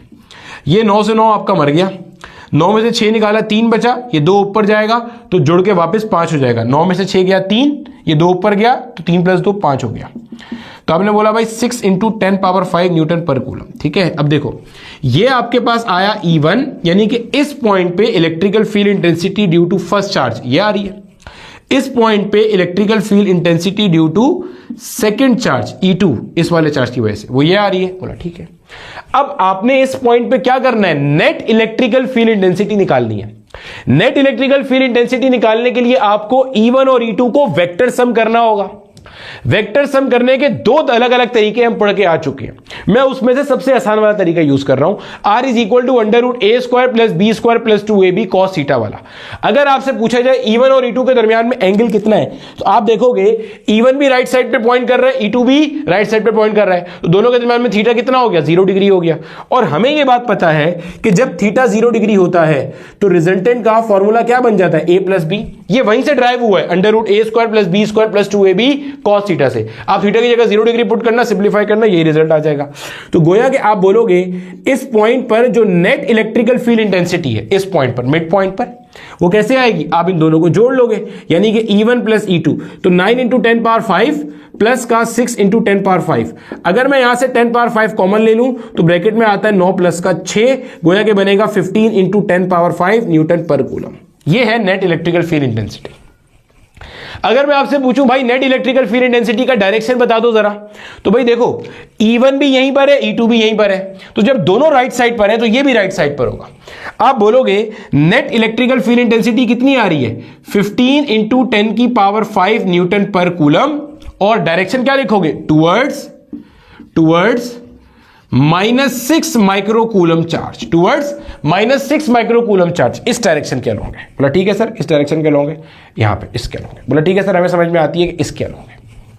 वरना आप इसको इन टर्म्स ऑफ आई जे के भी लिख सकते हो। आप बोलो भाई जो आपके पास नेट इलेक्ट्रिकल फील्ड इंटेंसिटी आ रही है वो 15 into 10 power 5 Newton per coulomb, और साथ में क्या लिखोगे आई कैप आ रही है। आई कैप मतलब along positive X axis. Clear हो गया, सेट है। चलो जल्दी से छाप लो, फिर हम क्वेश्चन नंबर 2 की तरफ चलते हैं ताकि उससे हम एंटी पैरेलल वेक्टर्स वाला कॉन्सेप्ट भी रिवाइज कर लें। अब देखो मेरे बच्चे, हमारे सामने जो अगला सवाल है वो भी आपको यही कह रहा है कि भाई आपने क्या करना है, इस मिड पॉइंट पे you are supposed to find out the value of net electrical field intensity. बोला ठीक है सर, निकालो जरा। यहां पे मैं इसी फिगर को रीड्रॉ कर रहा हूं। बोला ठीक है सर, रीड्रॉ कर लो। यहां पे मेरे पास एक चार्ज है +9 माइक्रोकूलम का, इसको मैंने कह दिया जनाब Q1। यहां पे मेरे पास एक चार्ज है +6 माइक्रोकूलम का, इसको मैंने कह दिया जनाबे वाला, भाई यहां को ब्रैकेट लगा दिए, इसको मैंने कह दिया जनाबे वाला क्या, Q2 वाला। बोला ठीक है सर, ये मिड पॉइंट है। अगर ये मिड पॉइंट है, टोटल डिस्टेंस आपको 60 सेंटीमीटर दिया हुआ है, तो इसका मतलब ये वाला डिस्टेंस आपके पास कितना रहेगा, 30 सेंटीमीटर। ये भी कितना हो जाएगा, ये भी 30 सेंटीमीटर हो जाएगा। बोला ठीक है सर, ये भी हो जाएगा। आगे चलें, मजीद बताएं। अब आपको मैंने क्या सिखाया था कि भाई साहब आपने जिस पॉइंट पर नेट इलेक्ट्रिकल फील्ड इंटेंसिटी निकालनी हो वहां पर एक टेस्ट चार्ज रख लो। तो भाई रख लेते टेस्ट चार्ज एक, ये रहा। अब देखो टेस्ट चार्ज का क्या बिहेवियर है due to individual electrical field intensities. ठीक है, देखो ये Q1 कैसा है, पॉजिटिव है, और टेस्ट चार्ज हमेशा ही कैसा होता है, पॉजिटिव होता है। ये Q1 इस टेस्ट चार्ज को अट्रैक्ट करेगा या रिपेल करेगा? तो जवाब है कि ये Q1 इसे क्या करेगा, ऐसे करके रिपेल करेगा। भाई आपका ये जो Q1 है ये क्या चाहेगा कि टेस्ट चार्ज दूर जाए, Q1 से दूर जाए, टेस्ट चार्ज Q0 को दूर भगाएगा। बोला ठीक है। Q2 क्या करेगा भाई, Q2 भी रिपेल करेगा, Q2 भी रिपेल करेगा। भाई Q2 भी क्या चाहेगा कि ये दूर जाए, गोया कि ऐसे करेगा। यानी कि ये हो गया आपका electrical field intensity due to charge number 2 का डायरेक्शन। क्यों भाई, ये पॉजिटिव है, ये भी पॉजिटिव है, ये क्या चाहेगा कि Q0 इससे दूर जाए। बोला ठीक है। अब आपने वापस E1 कैलकुलेट किया। E1 आप कैलकुलेट करोगे, सेम फॉर्मूला 9 × 10⁻9 और वैल्यू कितनी है 9 × 10⁻−6 अपॉन में ये डिस्टेंस कितना है 30 सेंटीमीटर, गोया 3 × 10⁻−1 ऊपर स्क्वायर आ गया। सिंप्लीफाई करोगे, सॉल्व करोगे, आंसर आ जाएगा 9 × 10⁵ न्यूटन पर कूलम। ठीक है सर। सिमिलरली आप E2 निकालोगे और वैल्यूज वही हैं, K यानी कि 9 × 10⁹, Q2 कितना है, गोया कि 6 माइक्रोकूलम, गोया 6 × 10⁻6 अपॉन में R स्क्वायर, ये कितना है 30 सेंटीमीटर, गोया कि 3 × 10⁻−1 और ऊपर क्या आ गया भाई साहब, स्क्वायर आ गया। सही है। सिंप्लीफाई किया, आंसर आ गया 6 × 10⁵ न्यूटन पर कूलम। बोला ठीक है सर, समझ में आया। अब आप गौर से देखो, E1 का ये डायरेक्शन है, E2 का ये डायरेक्शन है। अगर मैं आपसे पूछूं कि दोनों वेक्टर्स के दरमियान में आपको थीटा कितना नजर आ रहा है, अगर मैं आपसे बोलूं कि भाई theta between E1 and E2 आपको कितना नजर आ रहा है, तो आप बोलोगे सर ये थीटा आपके पास है 180 डिग्री। क्यों सर? क्योंकि एंटी पैरेलल वेक्टर्स है। आप जब टेल जोड़ोगे तो दरमियान का एंगल कितना बन जाएगा, 180 डिग्री बन जाएगा। और अगेन आप फॉर्मूला वही यूज करोगे मैग्नीट्यूड वाला, R = √a² + b² + 2ab cos theta. जब आप थीटा की जगह 180 डिग्री पुट करोगे तो एंटी पैरेलल वेक्टर्स के अंदर हम क्या करते हैं, a - b कर रहे होते हैं रिजल्ट निकालने के लिए। अब जब आप यहां पे नेट इलेक्ट्रिकल फील्ड इंटेंसिटी निकालने के लिए जाओगे, आप बोलोगे E नेट बराबर हो जाएगा किसके, E1 - E2। बड़े में से आप छोटे को माइनस कर दोगे, बड़ा यहां पे यही है और छोटा ये रहा। तो आप बोलोगे जनाब 9 × 10⁵ माइनस का 6 × 10⁵। अगर मैं यहां से 10⁵ को कॉमन ले लूं, ब्रैकेट में आता है 9 - का 6, गोया कि आंसर आया 3 × 10⁵ न्यूटन पर कूलम। इस केस में ये रिजल्टेंट इलेक्ट्रिकल फील्ड इंटेंसिटी है मिड पॉइंट पर। अब अगर आपसे पूछे कोई डायरेक्शन बताओ रिजल्टेंट इलेक्ट्रिकल फील्ड इंटेंसिटी का, तो क्या करेंगे, आप बोलोगे देखो एंटी पैरेलल वेक्टर्स हैं भाई, इस डब्बे पे फोर्स लग रही है इधर से भी और इधर से भी, ये कहां जाएगा, जहां पे ज्यादा फोर्स है। तो similarly net electrical field intensity का वही डायरेक्शन होगा जिसका इन दोनों में बड़ी वैल्यू है। आप देखो E1 की वैल्यू कितनी आई है 9 × 10⁵, E2 की कितनी आई है 6 × 10⁵। तो आप बोलोगे E2 का मैग्नीट्यूड कम है और E1 का मैग्नीट्यूड ज्यादा है, तो जो डायरेक्शन E1 का है वही रिजल्टेंट का होगा, गोया कि ये डायरेक्शन होगा E नेट का, ये डायरेक्शन है। गोया कि आप बोलोगे E नेट कितना आया, आप बोलोगे सर E नेट आया 3 × 10⁵ newton per coulomb along positive X axis, या 3 × 10⁵ newton per coulomb towards +6 microcoulomb charge. इसको फील करो। नेट इलेक्ट्रिक फील्ड इंटेंसिटी क्या होती है, net force experience by a test charge. तो इस पॉइंट पर ये इधर से फोर्स लगा रहा है 9 × 10⁵ न्यूटन पर कूलम की, ये इधर से फोर्स लगा रहा है 6 × 10⁵ न्यूटन पर कूलम की। तो नेट फोर्स कितनी है, इस 6 ने इस 9 को काटा तो बचा कितना 3 × 10⁵ न्यूटन पर कूलम। तो ये आ गया हमारे पास। क्लियर है? कॉपी कर लो। अब इसका हम एक पास पेपर का क्वेश्चन करते हैं। अब देखो मेरे बच्चे, आपके सामने एक सवाल पूछा गया। यह सवाल एक टेक्स्ट बुक की एग्जाम्पल्स के अंदर भी मौजूद है और ये सेम क्वेश्चन आगा खान यूनिवर्सिटी की 2021 के पेपर के अंदर पूछा जा चुका है। सवाल कहता है charges of 3 microcoulomb are place at the 3 corners of a square, ठीक है, whose diagonal is 6 centimetre long. ठीक है, चलो ड्रॉ कर लेते हैं पहले तो इसको। आपको कह रहा है ऐसे करके मेरे बच्चे आपके पास एक कोई स्क्वायर है। बोला ठीक है सर, स्क्वायर कोई ऐसी साइड होती है जिसकी सारी जो साइड्स होती हैं वो एक बराबर लेंथ की होती है। बोला ठीक है, और आपके पास यहां पे कोई एक डायगोनल है। बोला ठीक है सर, ऐसे डायगोनल क्या होता है भाई? जो ओपोजिट साइड्स को ज्वाइन कर रहा होता है या ओपोजिट वर्टिसेस को या ओपोजिट कॉर्नर्स को ज्वाइन कर रहा होता है। ठीक है, ये एक डायगोनल हो गया, ये एक डायगोनल हो गया। जो लेंथ इस डायगोनल की होगी वही लेंथ इस डायगोनल की होगी। कह रहे charges of 3 microcoulomb are place at the 3 corners of a square. कोई से भी 3 कॉर्नर्स पे आप चार्जेस रख सकते हो। तो भाई मिसाल के तौर पर मैंने चार्ज को यहां रखा, यहां रखा और यहां रखा। आपकी मर्जी थी आप यहां रख देते, आपकी मर्जी थी आप यहां रख दो, या कहीं भी जहां आपका दिल करे। मान लो इसको मैंने कह दिया ए, इसे मैंने कह दिया बी, इसे मैंने कह दिया सी, इसे मैंने कह दिया डी, मेरी मर्जी। ठीक है, बोलो ठीक है सर, समझ में आता है, आगे चलिएगा और मजीद बताइए हमें। ठीक है, मजीद अब समझने की तरफ जाते हैं। जब मेरे बच्चे अब हम इसको मजीद समझने की तरफ जाते हैं तो आपको कह रहा क्या है? Find the electrical field intensity. आपको कह रहा है इस पॉइंट पे आपने इलेक्ट्रिकल फील्ड इंटेंसिटी निकालनी है eight the point of intersection of the diagonals. आपको इस डायगोनल की जो लंबाई दी हुई है ना भाई, ये जो लंबाई है ये कितनी दी हुई है? 6 सेंटीमीटर दी हुई है ये। ठीक है, इस डायगोनल की लंबाई आपको दी हुई कितनी है? 6 सेंटीमीटर। क्या करेंगे भाई? सिंपल है, जिस पॉइंट पर आपने, गौर से सुनना, जिस पॉइंट पर आपने इलेक्ट्रिकल फील्ड इंटेंसिटी निकालनी है वहां पे हम क्या करते थे? एक टेस्ट चार्ज रखते थे। मान लो मैं इसको दोबारा से रीड्रॉ कर रहा हूं, दोबारा से मैंने इसको ड्रॉ किया। बोला ठीक है सर, ये आया, बोला ठीक है सर, ये ड्रॉ कर दिया आपने। अब मुझे डायगोनल का जो इंटरसेक्शन है, यानी कि इस पॉइंट के ऊपर इलेक्ट्रिक फील्ड इंटेंसिटी निकालनी है, मैंने वहां पे एक टेस्ट चार्ज रख दिया। ठीक है, अब मेरा जो सोर्स चार्ज है वो कहां पे है? एक मेरे पास +3 माइक्रोकूलम का चार्ज यहां पर है, एक मेरे पास +3 माइक्रोकूलम का चार्ज यहां पर है, एक मेरे पास +3 माइक्रोकूलम का चार्ज यहां पर है। इसको मैंने कह दिया मान लो Q1, इसको मैंने कह दिया मान लो Q2, इसको मैंने कह दिया मान लो Q3 और सारे पॉजिटिव हैं। अब बारी बारी जरा डायरेक्शन निकालो। देखो ये जो Q1 चार्ज है ये इस टेस्ट चार्ज को क्या करेगा? अट्रैक्ट के रिपेल। भाई टेस्ट चार्ज हमेशा पॉजिटिव होता है, ये Q1 चार्ज भी कैसा है? पॉजिटिव है। गोया इस टेस्ट चार्ज को रिपेल करेगा। ये Q1 चाहेगा ये टेस्ट चार्ज इससे दूर जाए, टेस्ट चार्ज इससे दूर जाए। तो गोया ये है डायरेक्शन, ये है डायरेक्शन, ये फोर्स का डायरेक्शन है, ये डायरेक्शन है किसका? ये आ गया आपके पास E1 का डायरेक्शन। भाई ऐसे जाएगा ना, दूर जाएगा। बोला ठीक है सर। ये Q3 क्या चाहेगा? Q3 कैसा है? ये भी पॉजिटिव है। बोले सर बिल्कुल पॉजिटिव है। Q3 चाहेगा Q0 इससे दूर जाए, किससे? Q3 से। क्यों? क्यों ये पॉजिटिव है, ये भी पॉजिटिव है।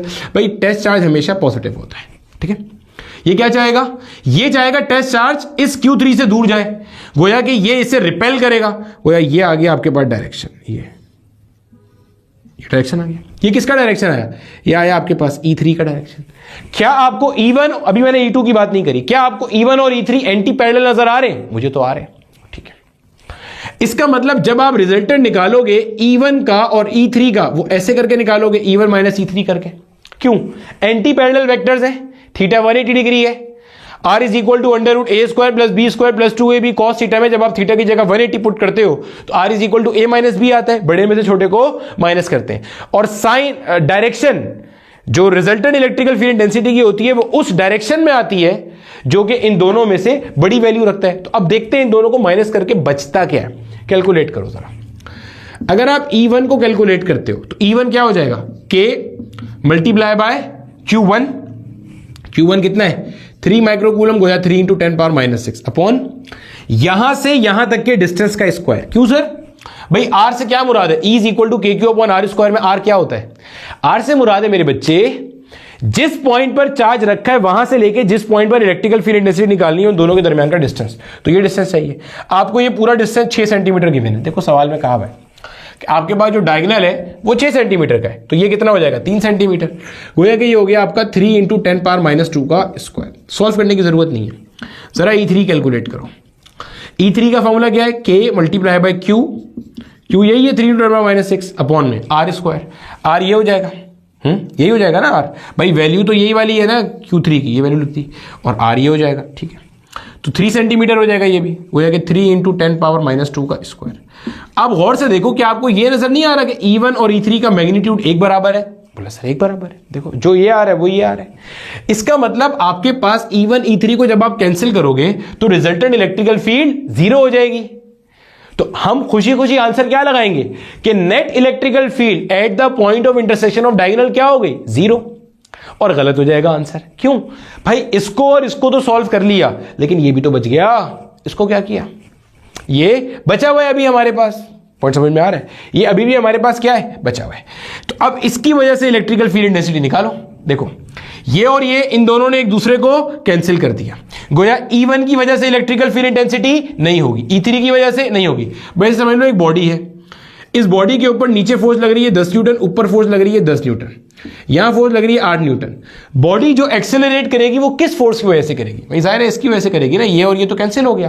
तो इस पॉइंट पर ये और ये इलेक्ट्रिकल फील्ड कैंसिल हो गई, सिर्फ एक ये वाली बची है, ये पॉजिटिव है, तो इस टेस्ट चार्ज को क्या करेगा, रिपेल करेगा। वो ये डायरेक्शन आएगा, ये डायरेक्शन, ये डायरेक्शन आएगा। बोला ठीक है सर ये डायरेक्शन आएगा, आगे चले मजीद बताएं।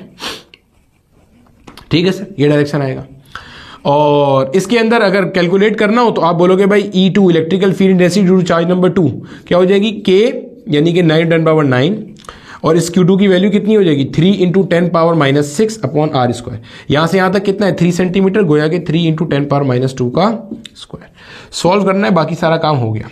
9 × 3 एज इट इज आया, 9 में से 6 गया, यहां पे आपके पास बच गया 3 अपॉन में 3 का स्क्वायर होता है 9, 10⁻² का स्क्वायर होता है 10⁻4। 9 से 9 मर गया, ये 10⁻4 को जब मैं ऊपर जाऊंगा 10 के बाद +4 हो जाएगा, +4 + 3 कितना होता है 10⁻7 हो जाता है। तो ये बन गया 3 × 10⁻7 न्यूटन पर कूलम। अब डायरेक्शन कैसे लिखोगे इसकी, आप बोलोगे कि electrical field intensity at the point of intersection of diagonal कितनी आई है 3 × 10�व न्यूटन पर कूलम, और डायरेक्शन क्या है towards the corner where charge is not placed. ये मैंने ये इसलिए नहीं बोला कि डी की तरफ होगी डायरेक्शन, क्योंकि हो सकता है आप में से कोई ये हरकत करे कि चार्ज यहां रख दे, तो फिर ये वाला चार्ज इसको मार देगा, इसकी इलेक्ट्रिकल फील्ड इसे मार देगी, और इसकी वजह से इलेक्ट्रिकल फील्ड ऐसे होगी। तो 3 × 10⁻7 newton per coulomb towards the corner where no charge is placed. Concept का फील आ गया, क्लियर है। इस तरह अब इसके अंदर बहुत सारी वेरिएशन हो सकती है। भाई मिसाल के तौर पे गौर से सुनना, मैं क्या करता, मैं आपको कहता यहां पे +3 माइक्रो कूलम है और यहां पे +6 माइक्रो कूलम है। समझिएगा जरा, यहां +3 है और यहां क्या है +6 है, तो ये वाला और ये वाला एंटी पैरेलल तो होता, लेकिन ये कैंसिल होकर 0 नहीं होता। इसकी वजह से इलेक्ट्रिकल फील्ड ज्यादा होती और इसकी वजह से इलेक्ट्रिकल फील्ड कम होती।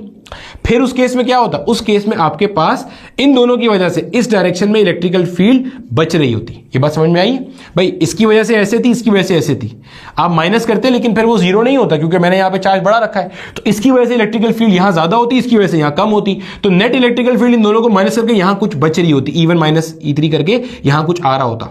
फिर आप इन दोनों को सॉल्व करते हैं, सही है, इनके दरमियान का यहां का एंगल कितना होगा 90 डिग्री होगा। फिर आप इसको सॉल्व करते हैं, गेटिंग माय पॉइंट, वही टेल टू टेल वाले एंगल का कॉन्सेप्ट लगा के फिर R = √a² + b² + 2ab cos θ कर रहे होते हैं। भाई मैंने क्या बोला, मैंने कहा अगर मैं इस चार्ज को 3 रखता और इसको +6 कर देता तो फिर ये इसको मार नहीं सकता था, फिर उस केस में इसकी इलेक्ट्रिकल फील्ड ज्यादा होती, इसकी कम होती, तो नेट इलेक्ट्रिकल फील्ड इन दोनों की वजह से यहां बचती और इसकी वजह से ऐसे होती।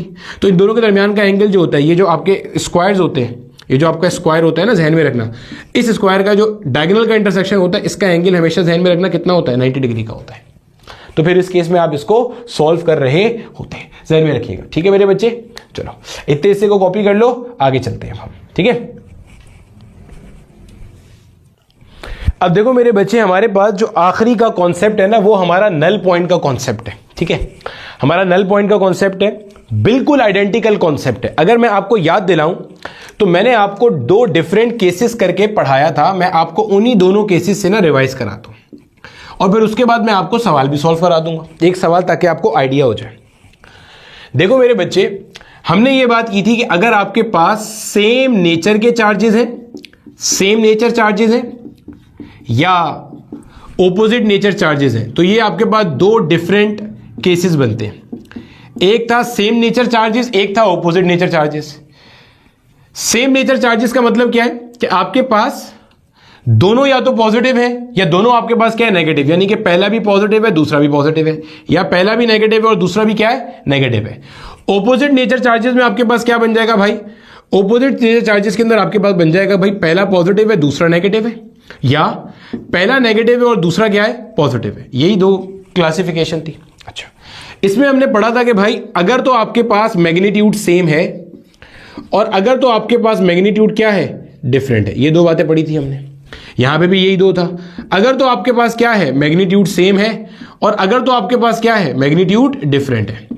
तो हमने ये बात पढ़ी थी कि भाई साहब अगर आपके पास मैग्नीट्यूड, पहली बात तो हमने ये पढ़ी थी कि अगर आपके पास सेम नेचर के चार्जेस हैं तो सेम नेचर वाले चार्जेस के in between the charges null point exist करता है।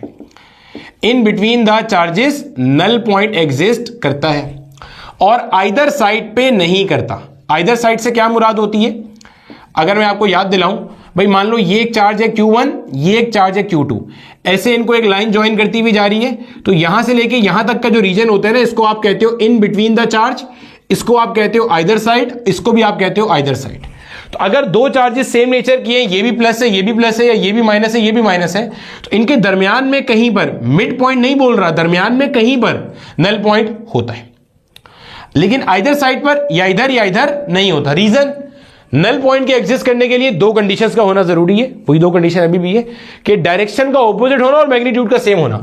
अगर मान ली ये दोनों पॉजिटिव हैं तो तुम यहां पे अगर खड़े होते हो, मान लो मैंने यहां टेस्ट चार्ज को रखा, इस टेस्ट चार्ज के ऊपर इसकी वजह से जो फोर्स है वो भी ऐसे लग रही होगी क्योंकि Q1 इसे रिपेल कर रहा होगा और Q2 भी इसे क्या कर रहा होगा, रिपेल कर रहा होगा।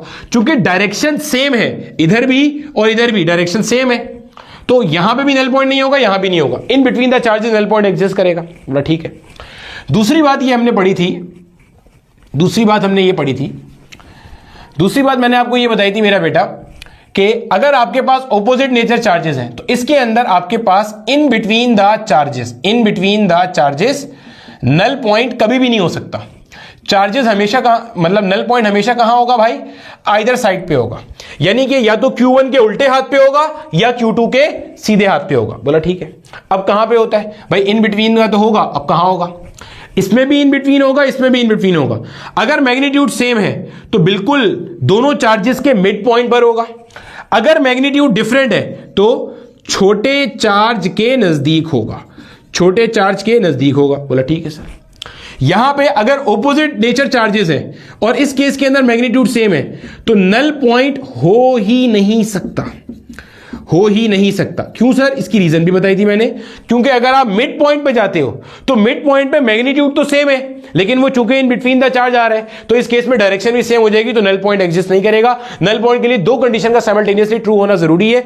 वन वॉज कि डायरेक्शंस ऑपोजिट हो, चाहे वो फोर्स की हो चाहे वो इलेक्ट्रिकल फील्ड इंटेंसिटी की हो, और दूसरा क्या था कि मैग्नीट्यूड सेम हो।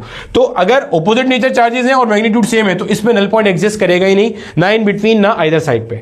इस केस के अंदर अगर मैग्नीट्यूड डिफरेंट है तो होगा आइदर साइड पे, और किधर होगा भाई, छोटे चार्ज के नजदीक होगा, छोटे चार्ज के नजदीक होगा।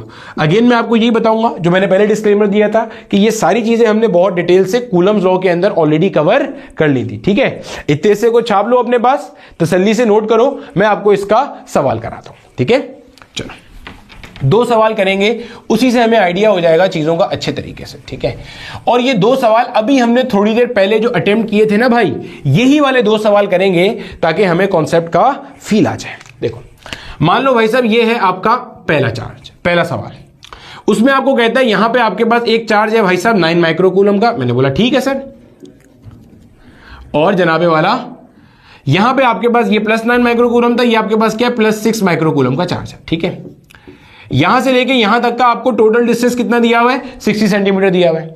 आपको कह रहा है नल पॉइंट लोकेट करो। हमें नजर आ गया कि दोनों चार्जेस कैसे हैं, सेम नेचर के हैं, सिमिलर नेचर है। सिमिलर मतलब दोनों प्लस प्लस है, दोनों माइनस माइनस होते तब भी चलता।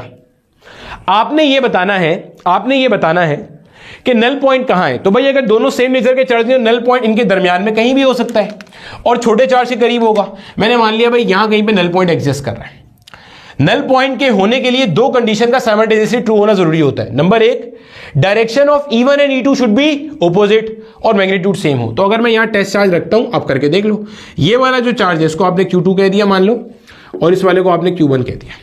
ये Q2 इसे क्या करेगा भाई, रिपेल करेगा, क्योंकि ये पॉजिटिव है, ये भी पॉजिटिव है, ये से रिपेल करेगा। और ये Q1 भी इसे क्या करेगा, वो भी रिपेल करेगा।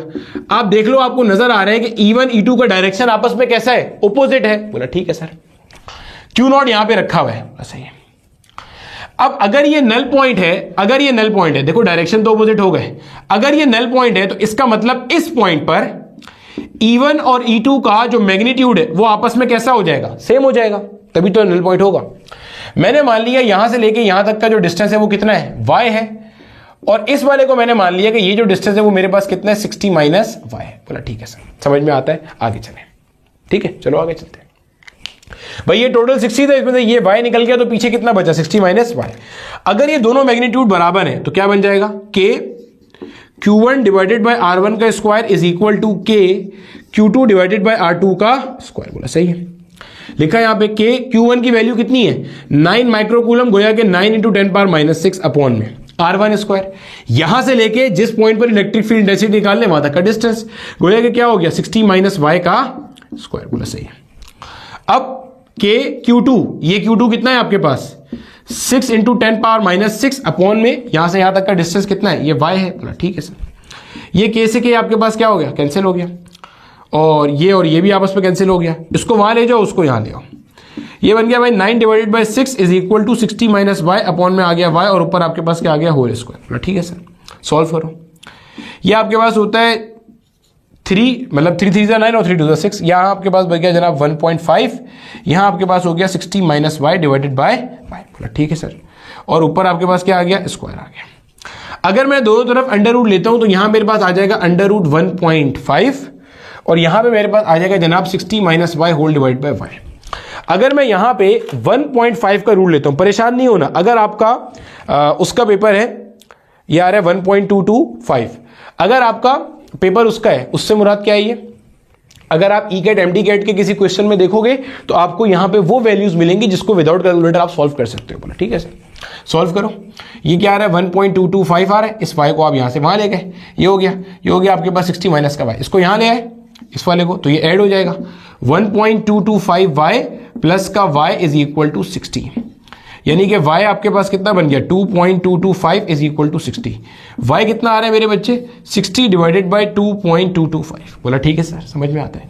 इसको आप सॉल्व करोगे, आप बोलोगे भाई साहब मैंने 60 को डिवाइड कर दिया 2.225 से, आंसर आपके पास आता है 26.96 सेंटीमीटर, 26.96 सेंटीमीटर। इसको मैं राउंड ऑफ कर लेता हूं, तकरीबन 27 सेंटीमीटर। इसका मतलब क्या पता चला, पता ये चला कि इस y की वैल्यू कितनी है, 27 सेंटीमीटर, और 60 माइनस y की वैल्यू क्या हो जाएगी, अगर आप 60 में से 27 निकाल दोगे तो क्या बचेगा आपके पास, 33 सेंटीमीटर तकरीबन बचेगा। इसका मतलब जो ये बड़ा चार्ज है, इससे 33 सेंटीमीटर के फासले के ऊपर वो पॉइंट है कि जहां पे आपकी जो नेट इलेक्ट्रिकल फील्ड इंटेंसिटी है E1 वाली और E2 वाली वो मैच कर रही है, यानी कि यहां पे नल पॉइंट आपका एग्जिस्ट कर रहा है। क्लियर है। आप इसको वेरीफाई भी कर सकते हो, कैसे वेरीफाई करें सर, भी करते हैं। आप इस पॉइंट पर E1 की वैल्यू निकालो। E1 कैसे निकालोगे, K Q1 divided by R1 का स्क्वायर। R1 क्या रखोगे 60 माइनस y, ये डिस्टेंस कितना है 60 माइनस y। 33 नहीं रखना, 33 मैंने राउंड ऑफ करके निकाला है। एक्चुअल वैल्यू क्या थी, 26.96 थी y की, तो अगर आप एक्चुअल वैल्यू से 60 माइनस y करोगे, 60 माइनस 26.96 करोगे तो 33.04 आंसर आएगा। तो आप ये डिस्टेंस ले लेना 33.04 सेंटीमीटर, इसको मीटर में कन्वर्ट करना, सिंप्लीफाई करना, यहां पे E1 आएगा। फिर इसी पॉइंट पर E2 की वैल्यू निकालना, कैसे आएगी, K Q2 अपॉन R2 का स्क्वायर। तो आपके पास Q2 ये रहा और R2 कितना है, ये एक्चुअल वैल्यू 26.96 सेंटीमीटर। तो इसको सिंप्लीफाई करना, आप देखोगे E1 E2 का मैग्नीट्यूड आपके पास एग्जैक्टली कैसा आ रहा है, आइडेंटिकल आ रहा है। तो मेरे बच्चे ये हमारे पास सारा का सारा कॉन्सेप्ट था। मैंने आपको पहले भी ये बात बताई थी कि आपके पास जो इलेक्ट्रिकल फील्ड इंटेंसिटी के क्वेश्चन है ना, वो बिल्कुल आइडेंटिकल चलते हैं कूलम्स लॉ जैसे। तो हमने वहां मेहनत की थी, यहां हमें इतनी मेहनत करने की जरूरत नहीं पड़ी। एक चीज और ध्यान में रखिएगा, अगर आपसे कभी भी बोला जाए, जैसे अक्सर आपका एग्जामिनर इलेक्ट्रिकल फील्ड इंटेंसिटी और डिस्टेंस फ्रॉम द चार्ज का ना ग्राफ भी बनवा लेता है, तो इलेक्ट्रिकल फील्ड इंटेंसिटी और डिस्टेंस फ्रॉम द चार्ज का जो ग्राफ है ना, वो अगर मैं आपको ड्रॉ करके दिखाऊं, इससे पहले मैं एक चीज लिख लूं कि मैंने आपको यहां पे नल पॉइंट के कुछ क्वेश्चंस होमवर्क देने हैं, तो नल पॉइंट के जो क्वेश्चन है ना, उसका भी आपको होमवर्क नजर आ रहा होगा, वो आपने लास्ट भी करना है, ठीक है। एक लास्ट चीज और कर लेते हैं, वो है मेरा बेटा कि आपके पास इलेक्ट्रिकल फील्ड इंटेंसिटी और आर स्क्वायर का जो ग्राफ है, ज़हन में रखिएगा मेरा बेटा कि जो ग्राफ है, अगर मैं यहां पे ई कंसीडर करता हूं और यहां पे आर कंसीडर करता हूं, तो ये ग्राफ ऐसा बनता है, ठीक है। यानी कि अगर आप इस पॉइंट को देखोगे तो जैसे जैसे आर की वैल्यू 0 हो रही होती है, यानी कि आप जितना इधर जा रहे हो आर की वैल्यू कम हो रही है, उतना आपके पास ई की वैल्यू बढ़ते बढ़ते इनफाइनाइट हो रही होती है। सर ये क्या मतलब है? मेरे प्यारे बेटे, तुम जितना सोर्स चार्ज से दूर जाते जाओगे उतना ई की वैल्यू क्या होगी? कम होती जाएगी। जितना आपके पास आर बढ़ता जा रहा है, जितना आपका distance from the source charge बढ़ता जा रहा है, उतना आपके पास ई का वैल्यू क्या हो रहा है? कम होता जा रहा है। और जितना आप इसके करीब आते जा रहे हो, गोया कि जितना आपका आर कम होता जा रहा है, उतना आपके पास ई का वैल्यू क्या होगा? बढ़ता जाएगा। तो यही बात तो है, आर जब कम होते हो तो 0 हो रहा होगा, आप आते आते बिल्कुल चार्ज के अंदर घुसते जा रहे हो, तो ई का वैल्यू बढ़ते बढ़ते इनफाइनाइट होता जा रहा है। जब आप आर बढ़ाते जा रहे हो, आप बहुत दूर जा रहे हो, तो ई का वैल्यू कम होते होते क्या हो रहा है? 0 हो रहा है। देखो यहां पर यही चीज नजर आ रही है, आप जैसे जैसे चार्ज से दूर जा रहे हो, जैसे जैसे आपका आर बढ़ता जा रहा है, आर बढ़ते बढ़ते आपका इन्फिनिटी हो रहा है, वैसे वैसे आपका ई इलेक्ट्रिकल फील्ड इंटेंसिटी कम होते होते क्या हो रहा है? 0 हो रहा है। ये आपके पास, फिर समझ लो, देखो आप सोर्स चार्ज के जितना करीब हो, इलेक्ट्रिकल फील्ड इंटेंसिटी की वैल्यू उतनी ज्यादा है, जितना आप दूर जा रहे हो इलेक्ट्रिकल फील्ड इंटेंसिटी की वैल्यू कम हो रही है। तो ये तो बता रहे हैं, आर आप जितना बढ़ा रहे हो, इन्फिनिटी का मतलब क्या होता है? कि आप फील्ड से बाहर जा रहे हो। इन्फिनिटी का मतलब ये नहीं होता बहुत दूर, इन्फिनिटी का मतलब होता है इलेक्ट्रिकल फील्ड से बाहर। ये सोर्स चार्ज है, इसके सराउंडिंग में एक हद तक फील्ड है, उसके बाद फील्ड खत्म हो जाती है। तो आप जैसे जैसे सोर्स से बाहर जा रहे हो टुवर्ड्स द इंफिनिटी, यानी कि आउटसाइड द इलेक्ट्रिकल फील्ड, वैसे वैसे ई कम होता जा रहा है। आप बाहर जा रहे हो, ई कम हुआ, जैसे इलेक्ट्रिकल फील्ड से बाहर गए ई का वैल्यू 0 हो गया। तो ऐसे मेरा बेटा हम क्या करते हैं? ग्राफ को ड्रॉ कर रहे होते हैं। क्लियर है? तो ये सारी चीजें आप अपने पास नोट रखोगे, अपने पास नोट करोगे लाजमी। अगला जो हमारा लेक्चर रहेगा उसके अंदर हम electrical field intensity due to dipole की बात करेंगे कि डायपोल क्या होता है, डायपोल मोमेंट क्या होती है, electrical field intensity due to dipole आप कैसे डिफाइन करते हो, उसके जो 2-1 सवाल हैं उनको डिस्कस करेंगे। तो आपने मुझे लाजमी बताना है कि आपने कोई नई चीज सीखी या नहीं सीखी।